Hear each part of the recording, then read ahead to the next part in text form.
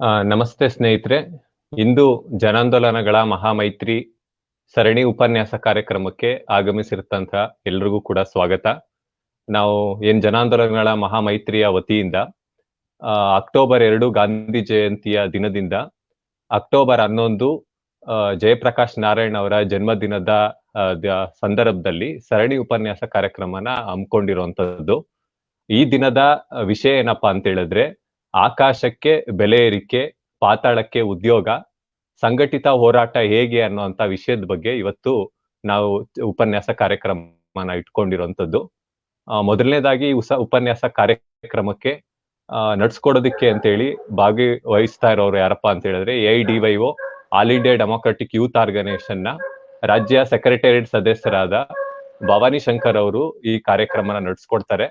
ಮೊದಲನೇದಾಗಿ ಅವರಿಗೆ ಈ ಕಾರ್ಯಕ್ರಮಕ್ಕೆ ಸ್ವಾಗತನ ಕೋರೋದಕ್ಕೆ ಇಷ್ಟಪಡ್ತೀನಿ. Welcome sir. ನಮಸ್ಕಾರ. ನಮಸ್ಕಾರ. ಅದೇ ರೀತಿ ಜನಾಂದೋಲನಗಳ ಮಹಾಮೈತ್ರಿ ಸ್ವರಾಜ್ ಅಭಿಯಾನದಲ್ಲಿರತಕ್ಕಂತ ಮೈಸೂರಿನ ಅಭಿರುಚಿ ಗಣೇಶ್ ಅವ್ರಿಗೂ ಕೂಡ ಈ ಕಾರ್ಯಕ್ರಮಕ್ಕೆ ಸ್ವಾಗತನ ನಾನು ಕೋರ್ತಾ ಇದ್ದೀನಿ ಸರ್. Welcome sir. ಏನು ಈಗ ಗಂಭೀರವಾದಂತ ಸಮಸ್ಯೆನ ಯುವ ಜನರು ಎದುರಿಸ್ತಾ ಇದ್ದಾರೆ. ಇಡೀ ದೇಶದ ಜನ ಈ ಕೊರೋನಾ ಸಂಕಷ್ಟದಲ್ಲಿದ್ದಾರೆ. ಇಂಥ ಸಂದರ್ಭದಲ್ಲಿ ಉದ್ಯೋಗ ಅನ್ನೋದು ತುಂಬಾ ಅವಶ್ಯಕವಾಗಿರುವಂತದ್ದು. ಇನ್ನೊಂದ್ ಕಡೆ ಅದೇ ರೀತಿ ಜನಗಳ ಆದಾಯ ಅನ್ನೋದಿಲ್ಲ, ಆದ್ರೆ ಬೆಲೆಗಳು ಗಗನಕ್ಕೆ ಏರ್ತಾ ಇದೆ. ಆದ್ರೆ ಇದನ್ನ ಹೋರಾಟ ಮಾಡೋದಕ್ಕೆ ಸಂಘಟಿತ ಹೋರಾಟ ಅನ್ನೋದು ಅವಶ್ಯಕತೆ ಇದೆ. ಆ ಹಿನ್ನೆಲೆಯಲ್ಲಿ ಜನಾಂದೋಲನಗಳ ಮಹಾಮೈತ್ರಿ ಕಳೆದ ಹಲವಾರು ವರ್ಷಗಳಿಂದ ಇಂಥ ಹಲವಾರು ಸಾಮಾಜಿಕ ಚಟುವಟಿಕೆಗಳನ್ನ, ರಾಜಕೀಯ ಹೋರಾಟಗಳನ್ನ ಬೆಳೆಸ್ಕೊಂಡ್ ಬರ್ತಿರೋದನ್ನ ನೀವು ಗಮನಿಸಿದೀರಾ. ಹಾಗೆ ಮೈಸೂರಿನ ಸ್ವರಾಜ್ ಅಭಿಯಾನದ ಮುಖಂಡರಾದಂತ ಅಭಿರುಚಿ ಗಣೇಶ್ ಅವರು ಈ ಸರಣಿ ಉಪನ್ಯಾಸ ಕಾರ್ಯಕ್ರಮದ ಉದ್ದೇಶ ಮತ್ತೆ ಈ ಉಪನ್ಯಾಸದ ಕುರಿತು ಅವರು ಪ್ರಾಸ್ತಾವಿಕವಾಗಿ ಮಾತಾಡಬೇಕು ಅಂತೇಳಿ ನಾನು ಅವರಲ್ಲಿ ಕೇಳ್ಕೊತಾ ಇದ್ದೀನಿ. ಅಭಿರುಚಿ ಗಣೇಶ್ ಸರ್, ನೀವು ದಯವಿಟ್ಟು ಪ್ರಾಸ್ತಾವಿಕವಾಗಿ ಮಾತಾಡ್ಬೇಕು ಅಂತ ಕೇಳ್ಕೊತಾ ಇದ್ದೀನಿ. ಪ್ರಾಸ್ತಾವಿಕ ಅನ್ನೋದಕ್ಕಿಂತ ಈ ಸರಣಿಯ ಬಗ್ಗೆ ಒಂದು ಸಣ್ಣ ಒಂದು ಪಕ್ಷಿ ನೋಟ ಕೊಡಬೇಕು ಅಂತ ನನ್ನ ಸಹಮತ. ಸ್ನೇಹಿತರೆ ಹಾಗೂ ಹೋರಾಟದ ಒಡನಾಡಿಗಳೇ, ಜನಾಂದೋಲನ ಮಹಾಮೈತ್ರಿಯ ಸಹಭಾಗಿ ಸಂಘಟನೆಗಳೇ ಹಾಗೂ ಈ ಆನ್ಲೈನ್ನಲ್ಲಿ ಫೇಸ್ಬುಕ್ ಲೈವ್ ಅನ್ನು ವೀಕ್ಷಿಸಿರುವ ಶ್ರೋತೃಗಳೇ, ಸ್ನೇಹಿತರೆ, ಜನಾಂದೋಲನಗಳ ಮಹಾಮೈತ್ರಿ ಅಕ್ಟೋಬರ್ 2 ಗಾಂಧಿ ಜಯಂತಿಯಿಂದ ಅಕ್ಟೋಬರ್ 11 ಜಯಪ್ರಕಾಶ್ ನಾರಾಯಣ್ ಅವರಿಗೆ ಫೇಸ್ಬುಕ್ ಲೈವ್ ಮತ್ತು ಆನ್ಲೈನ್ ಕಾರ್ಯಕ್ರಮನ ಪ್ರಾರಂಭ ಮಾಡಿದ್ದೀವಿ. ಅದು ಇವತ್ತು 3ನೇದು.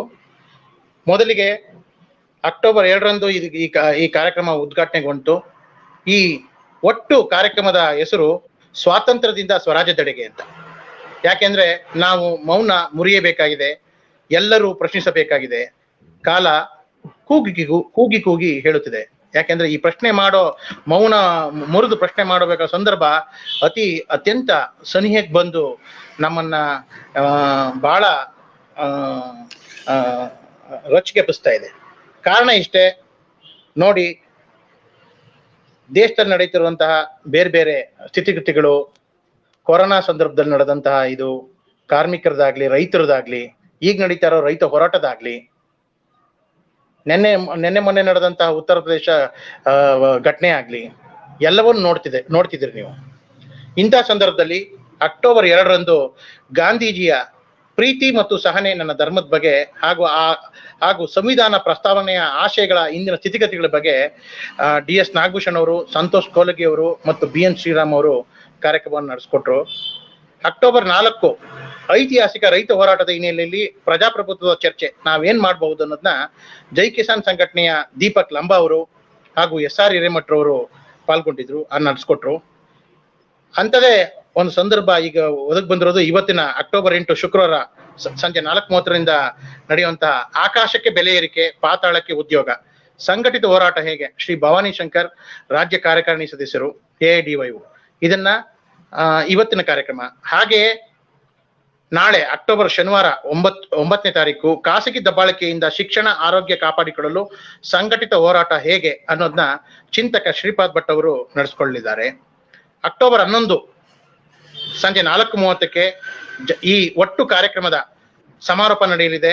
ಆ ಕಾರ್ಯಕ್ರಮದಲ್ಲಿ ಜನಾಂದೋಲನಗಳ ಒಕ್ಕೂಟ ಮತ್ತು ವಿಸ್ತರಣೆ ಹೇಗೆ ಮತ್ತು ಎತ್ತ, ಇದ್ರ ಬಗ್ಗೆ ಶ್ರೀಯುತ ದಿಲೀಪ್ ಕಾಮತ್ ಅವರು ಮತ್ತು SR ಹಿರೇಮಠ್ ಅವರು ಮತ್ತು ಹಲವು ಸಹಭಾಗಿ ಸಂಘಟನೆಗಳ ಸದಸ್ಯರು ಪಾಲ್ಗೊಂಡು ಈ ಕಾರ್ಯಕ್ರಮವನ್ನ ನಡೆಸಿಕೊಳ್ಳಲಿದ್ದಾರೆ.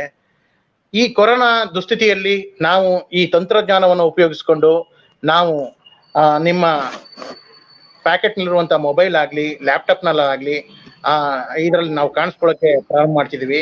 ಕಾರಣ ಇಷ್ಟೇ, ಚಳವಳಿ ನಿರಂತರ. ಆ ಚಳವಳಿಗೆ ಎಲ್ಲರೂ ಬಲ ಸೇರಿಸ್ತ್ರೇನೆ ಒಟ್ಟು ಒಂದು ಸಂಘಟನೆ ರೂಪಕ್ಕೆ ಬರುತ್ತೆ. ಆ ಸಂಘಟನೆ ಬೆಳಕಾಗುತ್ತೆ ಮತ್ತು ಬೆಳಕಿನ ದೊಂದಿಯನ್ನು ಹಚ್ಚೋದಕ್ಕೆ ನಾವು ಪ್ರಾರಂಭ ಮಾಡಬೇಕಾಗಿದೆ. ಇಂತಹ ಸಂದರ್ಭದಲ್ಲಿ ಜನಾಂದೋಲನಗಳ ಮಹಾಮೈತ್ರಿಯ ಸಂಚಾಲನಾ ಸಮಿತಿ SR ಹಿರೇಮಠ್ ಅವರು, ಮಕ್ಕಾವಿ ಅವರು, ಮಲ್ಲಿಕಾರ್ಜುನ್ ಭಟ್ರಳ್ಳಿ ಅವರು, ಅಸ್ಲಂ ಪಾಷಾ ಅವರು, ವೆಂಕಣ್ಣಗೌಡ ಪಾಟೀಲ್ ರವರು, ಚಂದ್ರಶೇಖರ್ ಮೇಟಿ ಅವರು ಮತ್ತು ಅನೀಶ್ ಪಾಷಾ ಅವರು, ಸುಮಾರು ಜನ ನಾವು ಈ ತರದ ಒಂದು ದೇವನೂರು ಅವರ ಸಲಹೆಯ ಮೇರೆಗೆ ಈ ಕಾರ್ಯಕ್ರಮಗಳನ್ನ ವಿಷಯಗಳನ್ನ ಎತ್ಕೊಂಡು ಚರ್ಚಿಸ್ತಾ ಇದೀವಿ. ಈ ಚರ್ಚೆ ಒಬ್ಬರಿಗಾದ್ರೂ ತಲುಪಿದ್ರು, ಕನಿಷ್ಠ ಪಕ್ಷ ಒಬ್ಬರಿಗಾರ ತಲುಪಿ ಆ ಹೋರಾಟದಕ್ಕೆ ಒಬ್ಬ ಸಾಥಿನಾರು ಸಿಕ್ಕಿದ್ರೆ ನಮಗೆ ಅದು ದೊಡ್ಡ ವಿಷಯವೇ.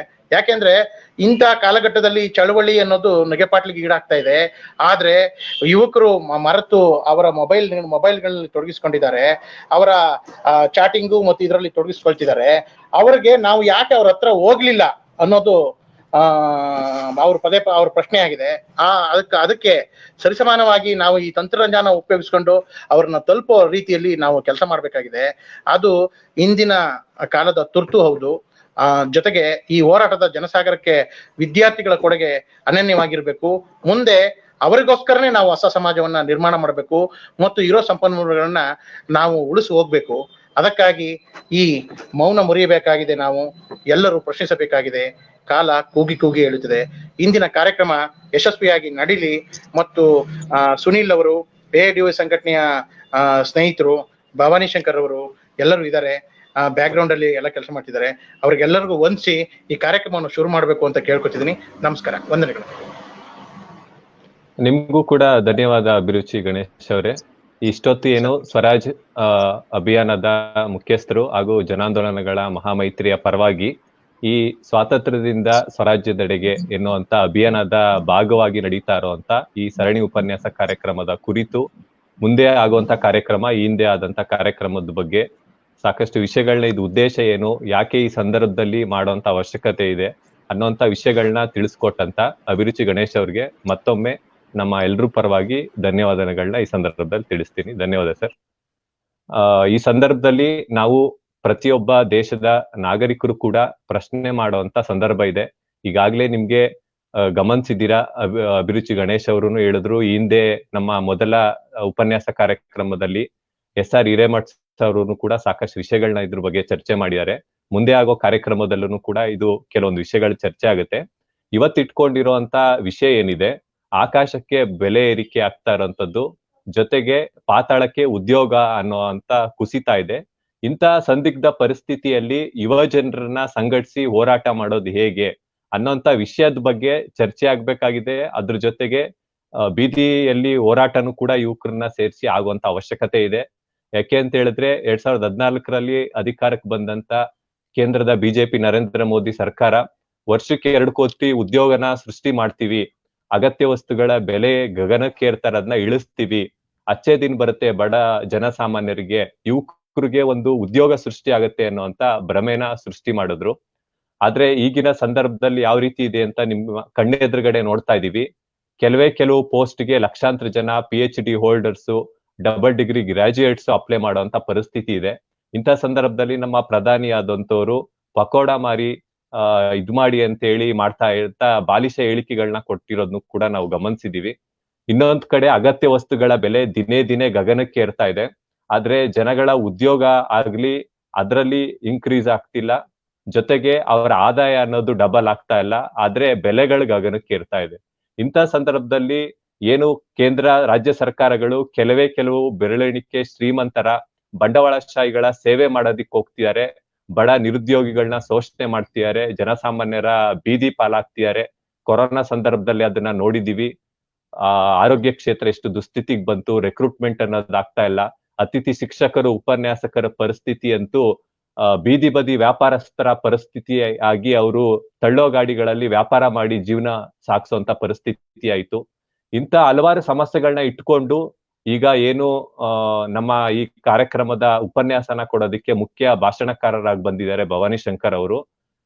AIDYನು ಕೂಡ ಇಡೀ ದೇಶದಾದ್ಯಂತ ನಿರುದ್ಯೋಗಿ ಯುವಕರನ್ನ ಸೇರಿಸಿ ಸಂಘಟಿತ ಹೋರಾಟನ ಬೆಳೆಸುವಂತ ಪ್ರಯತ್ನದಲ್ಲಿ ಇಡೀ ದೇಶದಾದ್ಯಂತ ಕಾರ್ಯನಿರ್ವಹಿಸ್ತಾ ಇರೋದನ್ನ ನಾವು ಗಮನಿಸ್ತಾ ಇದೀವಿ.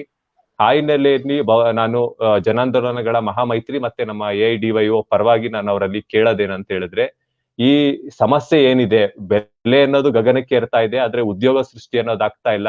ಇಂಥ ಸಂದರ್ಭದಲ್ಲಿ ಯುವ ಜನರನ್ನ ಸಂಘಟಿತವಾದಂತ ಹೋರಾಟನ ಕಟ್ಟುವಂತ ಪ್ರಯತ್ನ ಯಾವ ರೀತಿ ಆಗ್ಬೇಕು, ನಮ್ಮ ದೇಶದ ಯುವಕರು ಹೇಗೆ ಈ ಸಂಘಟಿತರಾಗ್ಬೇಕು ಅನ್ನೋಂತ ವಿಷಯನ ನಮ್ಮ ಈ ಸ್ವತಂತ್ರದಿಂದ ಸ್ವರಾಜ್ಯದೆಡೆಗೆ ಅನ್ನೋಂತ ಅಭಿಯಾನ ನಾವು ಏನು ಹಮ್ಮಿಕೊಂಡಿದೀವಿ ಜನಾಂದೋಲನಗಳ ಮಹಾಮೈತ್ರಿ ಮೂಲಕ, ಹಲವಾರು ಪ್ರಗತಿಪರ ಸಂಘಟನೆಗಳು, ಹೋರಾಟ ನಿರತ ಸಂಘಟನೆಗಳ ಮೂಲಕ ಈ ಸಂದರ್ಭದಲ್ಲಿ ಈ ವಿಷಯಗಳ ಕುರಿತು ಸಾಕಷ್ಟು ವಿಷಯಗಳನ್ನ ನಮ್ಮ ಮುಂದೆ ಹಂಚ್ಕೋಬೇಕು ಅಂತೇಳಿ ನಾನು ಭವಾನಿ ಶಂಕರ್ ಅವ್ರಿಗೆ ಈ ಮೂಲಕ ಕೇಳ್ಕೊತಾ ಇದ್ದೀನಿ. ಭವಾನಿ ಶಂಕರ್ ಸರ್, ದಯವಿಟ್ಟು ನಿಮ್ಮ ವಿಷಯಗಳನ್ನ ಈ ಕುರಿತು ಮಾತಾಡ್ಬೇಕು ಅಂತ ನಾನು ನಿಮ್ಮಲ್ಲಿ ಕೇಳ್ಕೊತಾ ಇದ್ದೀನಿ. ಓಕೆ, ಧನ್ಯವಾದಗಳು ಸುನೀಲ್.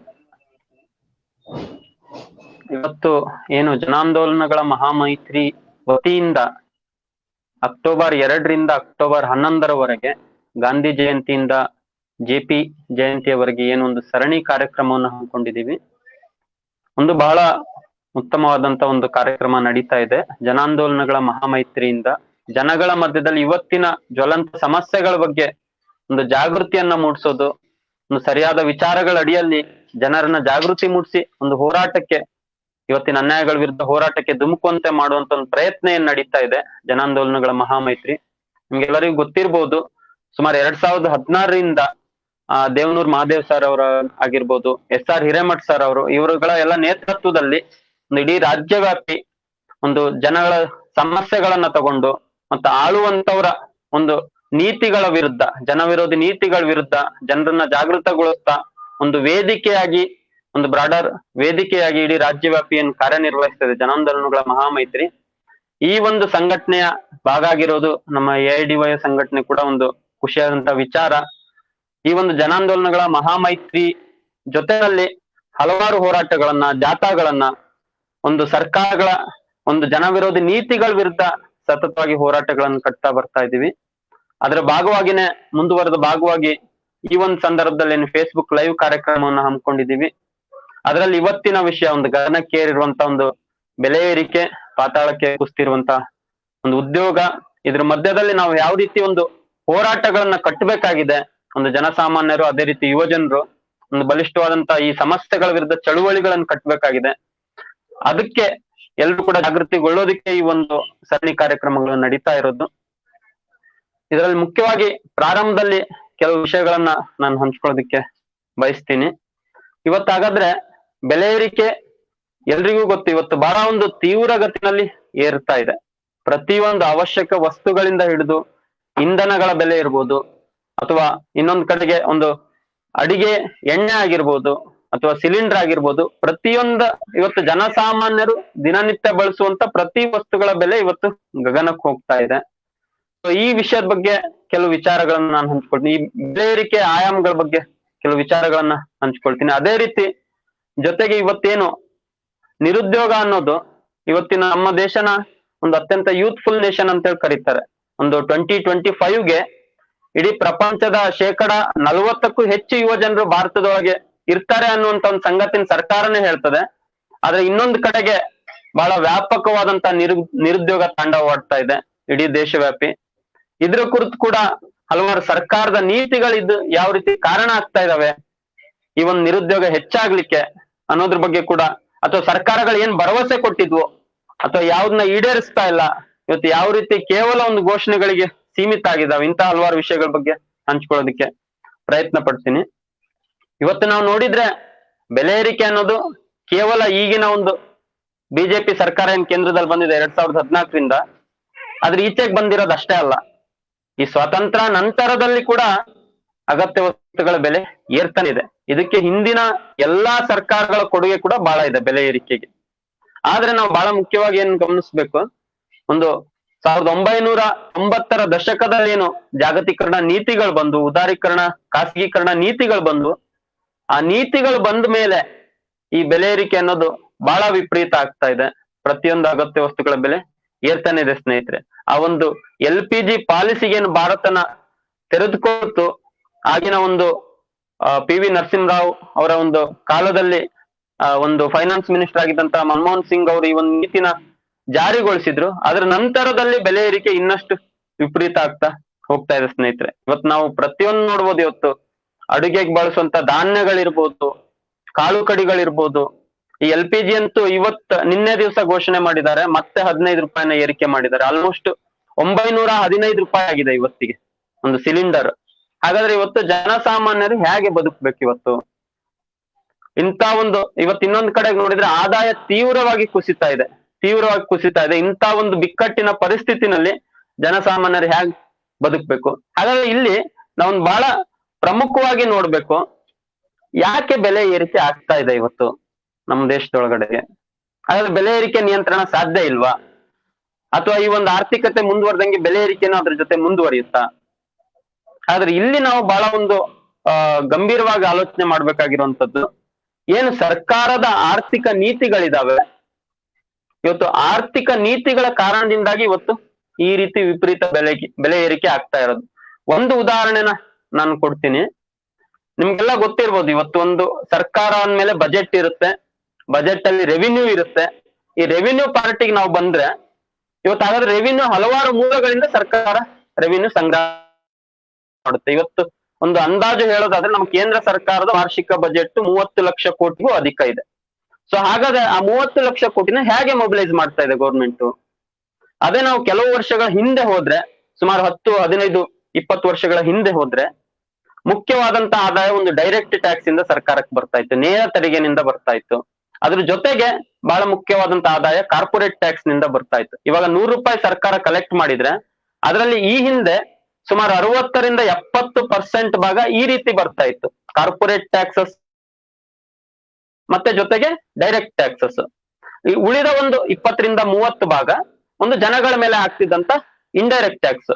ಆ ಇಂಡೈರೆಕ್ಟ್ ಟ್ಯಾಕ್ಸ್ ಗಳ ಮೂಲಕ ಒಂದು ತೆರಿಗೆನ ಸಂಗ್ರಹ ಮಾಡ್ತಾರೆ. ಅದು ನಾವು ಖರೀದಿ ಮಾಡುವಂತ ಪ್ರತಿಯೊಂದು ವಸ್ತುಗಳ ಮೇಲೆ ಏನ್ ಹಾಕ್ತಾರೆ ಹಿಂದೆ ಅದು ಈಗ GST ಅಂತ ಕರೀತಾರೆ, ಹಿಂದೆ ವ್ಯಾಟ್ ಅಂತ ಹೇಳಿತ್ತು, ಅದಕ್ಕೆ ಹಿಂದೆ ಒಂದು ಗೂಡ್ಸ್ ಅಂಡ್ ಸರ್ವಿಸ್ ಟ್ಯಾಕ್ಸ್ ಅಂತ ಹೇಳಿ ಹಾಕ್ತಾ ಇದ್ರು, ಅಥವಾ ವಸ್ತುಗಳ ಮೇಲೆ ಒಂದು ತೆರಿಗೆಗಳನ್ನ ಹಾಕ್ತಾ ಇದ್ರು. ಆದ್ರೆ ಈಗ ಬರ್ತಾ ಸರ್ಕಾರದ ಪಾಲಿಸಿ ರೆವಿನ್ಯೂ ಜನರೇಷನ್ ಏನಾಗಿದೆ ಅಂತಂದ್ರೆ, ಸರ್ಕಾರನೇ ಹೇಳೋ ಅಂಕಿ ಅಂಶಗಳ ಪ್ರಕಾರ ಅದು ರಿವರ್ಸ್ ಆಗಿದೆ. ಇವಾಗ ಜನಸಾಮಾನ್ಯರ ಮೇಲೆ ಹಾಕುವಂತ ಇಂಡೈರೆಕ್ಟ್ ಪರೋಕ್ಷ ತೆರಿಗೆ ಏನಿದೆ, ಸರ್ಕಾರದ ಒಟ್ಟಾರೆ ಆದಾಯದ 65%ಕ್ಕೂ ಹೆಚ್ಚಿದೆ. ಇವತ್ತಿನ ಒಂದು ಪರಿಸ್ಥಿತಿ ಒಳಗಡೆಗೆ 65%ಕ್ಕೂ ಹೆಚ್ಚು ಆದಾಯ ಇವತ್ತು ದೇಶದ ದುಡಿಯೋ ಜನಗಳು ಕಟ್ಟುವಂತ GST ಮೂಲಕ ಇವತ್ತು ಸರ್ಕಾರಕ್ಕೆ ಬರ್ತಾ ಇದೆ, ಇಂಡೈರೆಕ್ಟ್ ಟ್ಯಾಕ್ಸ್ ಮೂಲಕ. ಅಂದ್ರೆ 100ಕ್ಕೆ 99 ಭಾಗ ಜನಗಳು ಏನ್ ಜನಸಾಮಾನ್ಯರಿದ್ದೀವಿ, ಇವತ್ತು ದಿನಗೂಲಿ ಆಗಿರ್ಬೋದು, ಅಥವಾ ಇವತ್ತು ಕಟ್ಟಡ ಕಾರ್ಮಿಕರಾಗಿರ್ಬೋದು, ಅಥವಾ ಹೊಲಗಳಲ್ಲಿ ದುಡಿಯುವಂತರಾಗಿರ್ಬೋದು, ಕೃಷಿ ಕಾರ್ಮಿಕರಾಗಿರ್ಬೋದು, ಜನಸಾಮಾನ್ಯರು ಕಟ್ಟುವಂತ ಒಂದು ತೆರಿಗೆ ಏನಿದೆ, ಇದು ಇವತ್ತು ಸರ್ಕಾರದ ರೆವಿನ್ಯೂನ ಸಿಂಹಪಾಲಾಗಿದೆ. ಆಲ್ಮೋಸ್ಟ್ 65%ಗಿಂತ ಹೆಚ್ಚು ಒಂದು ಸರ್ಕಾರದ ಆದಾಯ ಇಂಡೈರೆಕ್ಟ್ ಟ್ಯಾಕ್ಸ್ ಮೂಲಕ ಬರ್ತಾ ಇದೆ. ಅದರಿಂದಾಗಿ ಇವತ್ತು ಜನಗಳ ಮೇಲೆ ತೆರಿಗೆ ಹೆಚ್ಚು ಬೀಳ್ತಾ ಇದೆ, ಜನರಿಂದ ಹೆಚ್ಚು ತೆರಿಗೆನ ವಸೂಲಿ ಮಾಡ್ತಾ ಇದ್ದಾರೆ, ಸುಲಿಗೆ ಮಾಡ್ತಾ ಇದ್ದಾರೆ ಸರ್ಕಾರ. ಇದರ ಪರಿಣಾಮ ಇವತ್ತು ಪ್ರತಿಯೊಂದು ವಸ್ತುಗಳ ಬೆಲೆ ಏರ್ತಾ ಇದೆ ಸ್ನೇಹಿತರೆ. ಅದೇ ತದ್ವಿರುದ್ಧವಾಗಿ ಇನ್ನೊಂದು ಕಡೆಗೆ ಏನು ಕಾರ್ಪೊರೇಟ್ ಕಂಪನಿಗಳ ಮೇಲೆ ಹಾಕ್ತಾ ಇದ್ರು, ಲಾಭದ ಮೇಲೆ ತೆರಿಗೆ ಹಾಕ್ತಾ ಇದ್ರು, ಅಥವಾ ಡೈರೆಕ್ಟ್ ಟ್ಯಾಕ್ಸ್ ಇತ್ತು, ಅದ್ರ ಪ್ರಮಾಣ ಹಿಂದೇನು 60ರಿಂದ 70 ಇತ್ತು, ಅದು ಇವತ್ತು ರಿವರ್ಸ್ ಆಗಿ 30ರಿಂದ 35% ಇಳಿದಿದೆ ಸ್ನೇಹಿತರೆ. ಸೊ ಇದು ಒಂದು ಮೇನ್ ರೀಸನ್ ಇವತ್ತು ಒಂದು ಜನಗಳ ಒಂದು ಇವತ್ತಿನ ಅಗತ್ಯ ವಸ್ತುಗಳ ಬೆಲೆ ಏರಿಕೆ ಆಗೋದಿಕ್ಕೆ. ಈಗ ಇನ್ನೊಂದು ಬಹಳ ಮುಖ್ಯವಾಗಿ ಬರುತ್ತೆ, ಇದು ತೈಲ ಬೆಲೆಗಳ ಏರಿಕೆ ಮಾಡ್ತಾ ಇದ್ದಾರೆ ಇವತ್ತು ಬಹುಪಾಲು. ಇವತ್ತು ಯಾಕಂದ್ರೆ ಅಗತ್ಯ ವಸ್ತುಗಳ ಬೆಲೆ ಏರಿಕೆಗೂ ತೈಲ ಬೆಲೆ ಏರಿಕೆಗೂ ಬಹಳ ಸಂಬಂಧ ಇದೆ, ಅದು ಎಲ್ರಿಗೂ ಗೊತ್ತಿರುವಂತದ್ದು. ಇವತ್ತು ಮುಖ್ಯವಾಗಿ ಡೀಸೆಲ್, ಪ್ರತಿಯೊಂದು ಅಗತ್ಯ ವಸ್ತುಗಳ ಸಾಗಾಣಿಕೆಗೆ ಬಳಸುವಂತ ಡೀಸೆಲ್ ಬೆಲೆ ಹೆಚ್ಚಳ ಆಯ್ತಂದ್ರೆ ಸಾರಿಗೆ ವೆಚ್ಚ ಹೆಚ್ಚಳ ಆಗ್ತದೆ. ಇಂಟರ್ನಲ್ ಅಗತ್ಯ ವಸ್ತುಗಳ ಬೆಲೆನ ಅದೇ ಪ್ರಮಾಣದಲ್ಲಿ ಇವತ್ತು ಏರಿಸ್ತಾ ಹೋಗ್ತಾರೆ ವರ್ತಕರು. ಸೊ ಆ ಹಿನ್ನೆಲೆಯಲ್ಲಿ ನೋಡಿದ್ರೆ ಇವತ್ತೇನು ತೆರಿಗೆ ಅಥವಾ ತೈಲದ ಮೇಲೆ ಅತಿ ಹೆಚ್ಚು ತೆರಿಗೆ ನಮ್ಮ ದೇಶದಲ್ಲಿ ಹಾಕ್ತಾ ಇದ್ದಾರೆ, ಇದು ಕೂಡ ಒಂದು ಸರ್ಕಾರದ ಆದಾಯದ ಒಂದು ಮೂಲ ಆಗಿದೆ ಇವತ್ತು. ಸೊ ಆ ಒಂದು ತೆರಿಗೆ ಏನಾಗ್ತಾ ಇದೆ ಈಗ ಸುಮಾರು ಇವತ್ತಂದ್ರೆ ನಾನು ಹೊಸ ಡೇಟಾ ನಿಮ್ಗೆ ಹೇಳ್ಬೇಕಾಗಿಲ್ಲ. ಇವತ್ತು ಪ್ರತಿಯೊಂದು ಎಲ್ಲ ಒಂದು ಸೋಷಿಯಲ್ ಮೀಡಿಯಾಗಳ ಮೂಲಕ ಮತ್ತೆ ಮಾಧ್ಯಮಗಳ ಮೂಲಕ ಇವತ್ತು ಪ್ರತಿಯೊಬ್ಬ ಜನಸಾಮಾನ್ಯರಿಗೂ ಗೊತ್ತು ಆ ಒಂದು ಪೆಟ್ರೋಲ್ ಡೀಸೆಲ್ ಮೇಲೆ ನಾವು ಎಷ್ಟು ಟ್ಯಾಕ್ಸ್ ಅನ್ನ ಕಟ್ತಾ ಇದೀವಿ ಅಂತೇಳಿ. ಈಗ 100ರಲ್ಲಿ 2/3 ಭಾಗ ನಾವು ಇವತ್ತು ತೆರಿಗೆ ಕಟ್ತಾ ಇದೀವಿ. ಇವತ್ತು ಮೂಲ ಬೆಲೆ ಸುಮಾರು 35ರಿಂದ 40 ರೂಪಾಯಿ ಆದ್ರೆ ಒಂದು ಇಂಧನದ್ದು, ಇವತ್ತು ರಾಜ್ಯ ಮತ್ತು ಕೇಂದ್ರ ಸರ್ಕಾರ ಎರಡೂ ಸರ್ಕಾರಗಳು ಇವತ್ತೇನು ತೆರಿಗೆಯನ್ನ ಸಂಗ್ರಹ ಮಾಡ್ತಾ ಇದಾವೆ, ಒಂದು ಸಿಂಹ ಪಾಲು ಇವತ್ತು ಟ್ಯಾಕ್ಸ್ ಅಲ್ಲೇ ಹೋಗ್ತಾ ಇದೆ. ಇವತ್ತು ನಾನು ನನ್ನ ಬೈಕಿಗೆ 100 ರೂಪಾಯಿ ಪೆಟ್ರೋಲ್ ಹಾಕ್ತಿದ್ದೀನಿ ಅಂತಂದ್ರೆ ಇವತ್ತು 106 ರೂಪಾಯಿ ಇದೆ ಇವತ್ತು 1 ಲೀಟರ್ ಪೆಟ್ರೋಲಿಗೆ. ಸೊ 106 ರೂಪಾಯಿ ನಾನು 1 ಲೀಟರ್ ಪೆಟ್ರೋಲ್ ಹಾಕ್ಸ್ತಾ ಇದ್ದೀನಿ ಅಂತಂದ್ರೆ ಅದ್ರಲ್ಲಿ ಸುಮಾರು 40 ರೂಪಾಯಿ ಅಷ್ಟೇನೆ ಅದರ ಒರಿಜಿನಲ್ ಕಾಸ್ಟ್.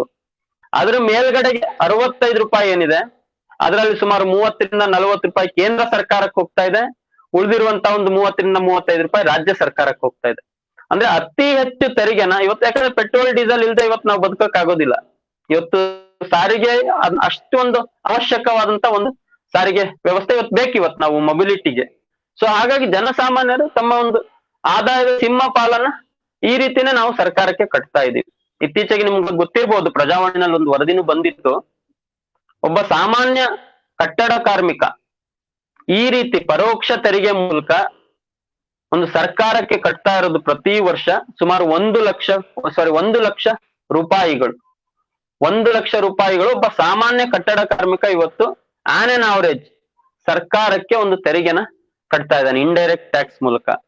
ಸೊ ಇಷ್ಟು ದೊಡ್ಡ ಪ್ರಮಾಣದಲ್ಲಿ ಇವತ್ತು ಜನಸಾಮಾನ್ಯರಿಂದ ಲೂಟಿ ನಡೆದಿದೆ. ಸರ್ಕಾರ ಇವತ್ತು ಲೂಟಿ ಮಾಡ್ತಾ ಇದೆ ಒಂದು ಪರೋಕ್ಷ ತೆರಿಗೆ ಮೂಲಕ, ಅದು GST ಮೂಲಕ, ಇಂಧನಗಳ ಮೇಲೆ ತೆರಿಗೆಗಳ ಮೂಲಕ. ಇವತ್ತು ಸಿಲಿಂಡರ್ಗೆ ಸಬ್ಸಿಡಿನ ಕೊಟ್ಟಿತ್ತು ಸರ್ಕಾರ, ಇವತ್ತು ಆ ಸಬ್ಸಿಡಿನ ಸಂಪೂರ್ಣವಾಗಿ ಕಡಿತ ಮಾಡ್ತಾ ಇದೆ. ಸುಮಾರು ಒಂದು 7 ವರ್ಷಗಳ ಹಿಂದೆ ಸುಮಾರು 475 ರೂಪಾಯಿ ಇದ್ದಂತ ಸಿಲಿಂಡರ್ ಇವತ್ತು 915 ರೂಪಾಯಿಗೆ ಬಂದು ನಿಂತಿದೆ ಒಂದು ಸಿಲಿಂಡರ್. ಅಂದ್ರೆ ಕಳೆದ 7 ವರ್ಷಗಳಲ್ಲಿ ಸರಿಸುಮಾರು 450ರಿಂದ 475 ರೂಪಾಯಿ ಹೆಚ್ಚಳ ಆಗಿದೆ ಒಂದು ಸಿಲಿಂಡರ್ ಬೆಲೆ ಇವತ್ತು. ಸೊ ಹಾಗಾದ್ರೆ ಇವತ್ತು ಇಷ್ಟು ವೇಗವಾಗಿ ಏನು ಬೆಲೆ ಏರಿಕೆ ಏರ್ತಾ ಇದೆ, ಒಂದು ತೀವ್ರಗತಿನಲ್ಲಿ ಬೆಲೆ ಏರಿಕೆ ಆಗ್ತಾ ಇದೆ ಅಗತ್ಯ ವಸ್ತುಗಳದ್ದು, ಅದೇ ಪ್ರಮಾಣದ ಜನಗಳ ಆದಾಯ ಹೆಚ್ಚಿಗೆ ಆಗಿದೆಯಾ? ಇಲ್ಲ ಸ್ನೇಹಿತರೆ, ಅದು ಕಂಪ್ಲೀಟ್ ಆಗಿ ರಿವರ್ಸ್ ಆಗಿದೆ. ಇವತ್ತು ಜನಗಳ ಆದಾಯ, ಅದು ಕೂಡ ನಿಮ್ಗೆ ಗೊತ್ತಿರ್ಬೋದು, ಕಳೆದ ಒಂದು 4-5 ವರ್ಷಗಳಿಂದ ಒಂದು ಸರ್ಕಾರಗಳ ಒಂದು ಅವೈಜ್ಞಾನಿಕ ಆರ್ಥಿಕ ನೀತಿಗಳಿಂದಾಗಿ ಅಂತೂ ಲಕ್ಷಾಂತರ ಉದ್ಯೋಗಗಳು, ಫ್ಯಾಕ್ಟ್ರಿಗಳು ಮುಚ್ಚೋಗಿದಾವೆ, ಲಕ್ಷಾಂತರ ಸಣ್ಣ ಮಧ್ಯಮ ಮೈಕ್ರೋ ಇಂಡಸ್ಟ್ರೀಸ್ ಮುಚ್ಚೋಗಿದಾವೆ, ಅದ್ರ ಮೂಲಕ ಕೋಟ್ಯಾಂತರ ಜನ ಕೆಲಸ ಕಳ್ಕೊಂಡಿದ್ದಾರೆ, ಫ್ಯಾಕ್ಟ್ರಿಗಳು ಶಟ್ ಡೌನ್ ಆಗ್ತಾ ಇದಾವೆ, ಎಷ್ಟೋ ಸರ್ಕಾರಿ ಸಂಸ್ಥೆಗಳು ಮುಚ್ಚೋಗ್ತಾ ಇದಾವೆ. HAL ಬೆಂಗಳೂರಲ್ಲಿ ಇದ್ದಂತ HMT ಕ್ಲೋಸ್ ಆಗಿದೆ ಸುಮಾರು ವರ್ಷಗಳ ಹಿಂದೆ. ಈ ರೀತಿ ಹಲವಾರು ಇಂಡಸ್ಟ್ರೀಸ್ ಮುಚ್ಚೋಗ್ತಾ ಇದಾವೆ, ಜನಗಳು ಉದ್ಯೋಗ ಕಳ್ಕೊಳ್ತಾ ಇದ್ದಾರೆ, ಜನಗಳ ಆದಾಯ ಕುಸಿತಾ ಇದೆ.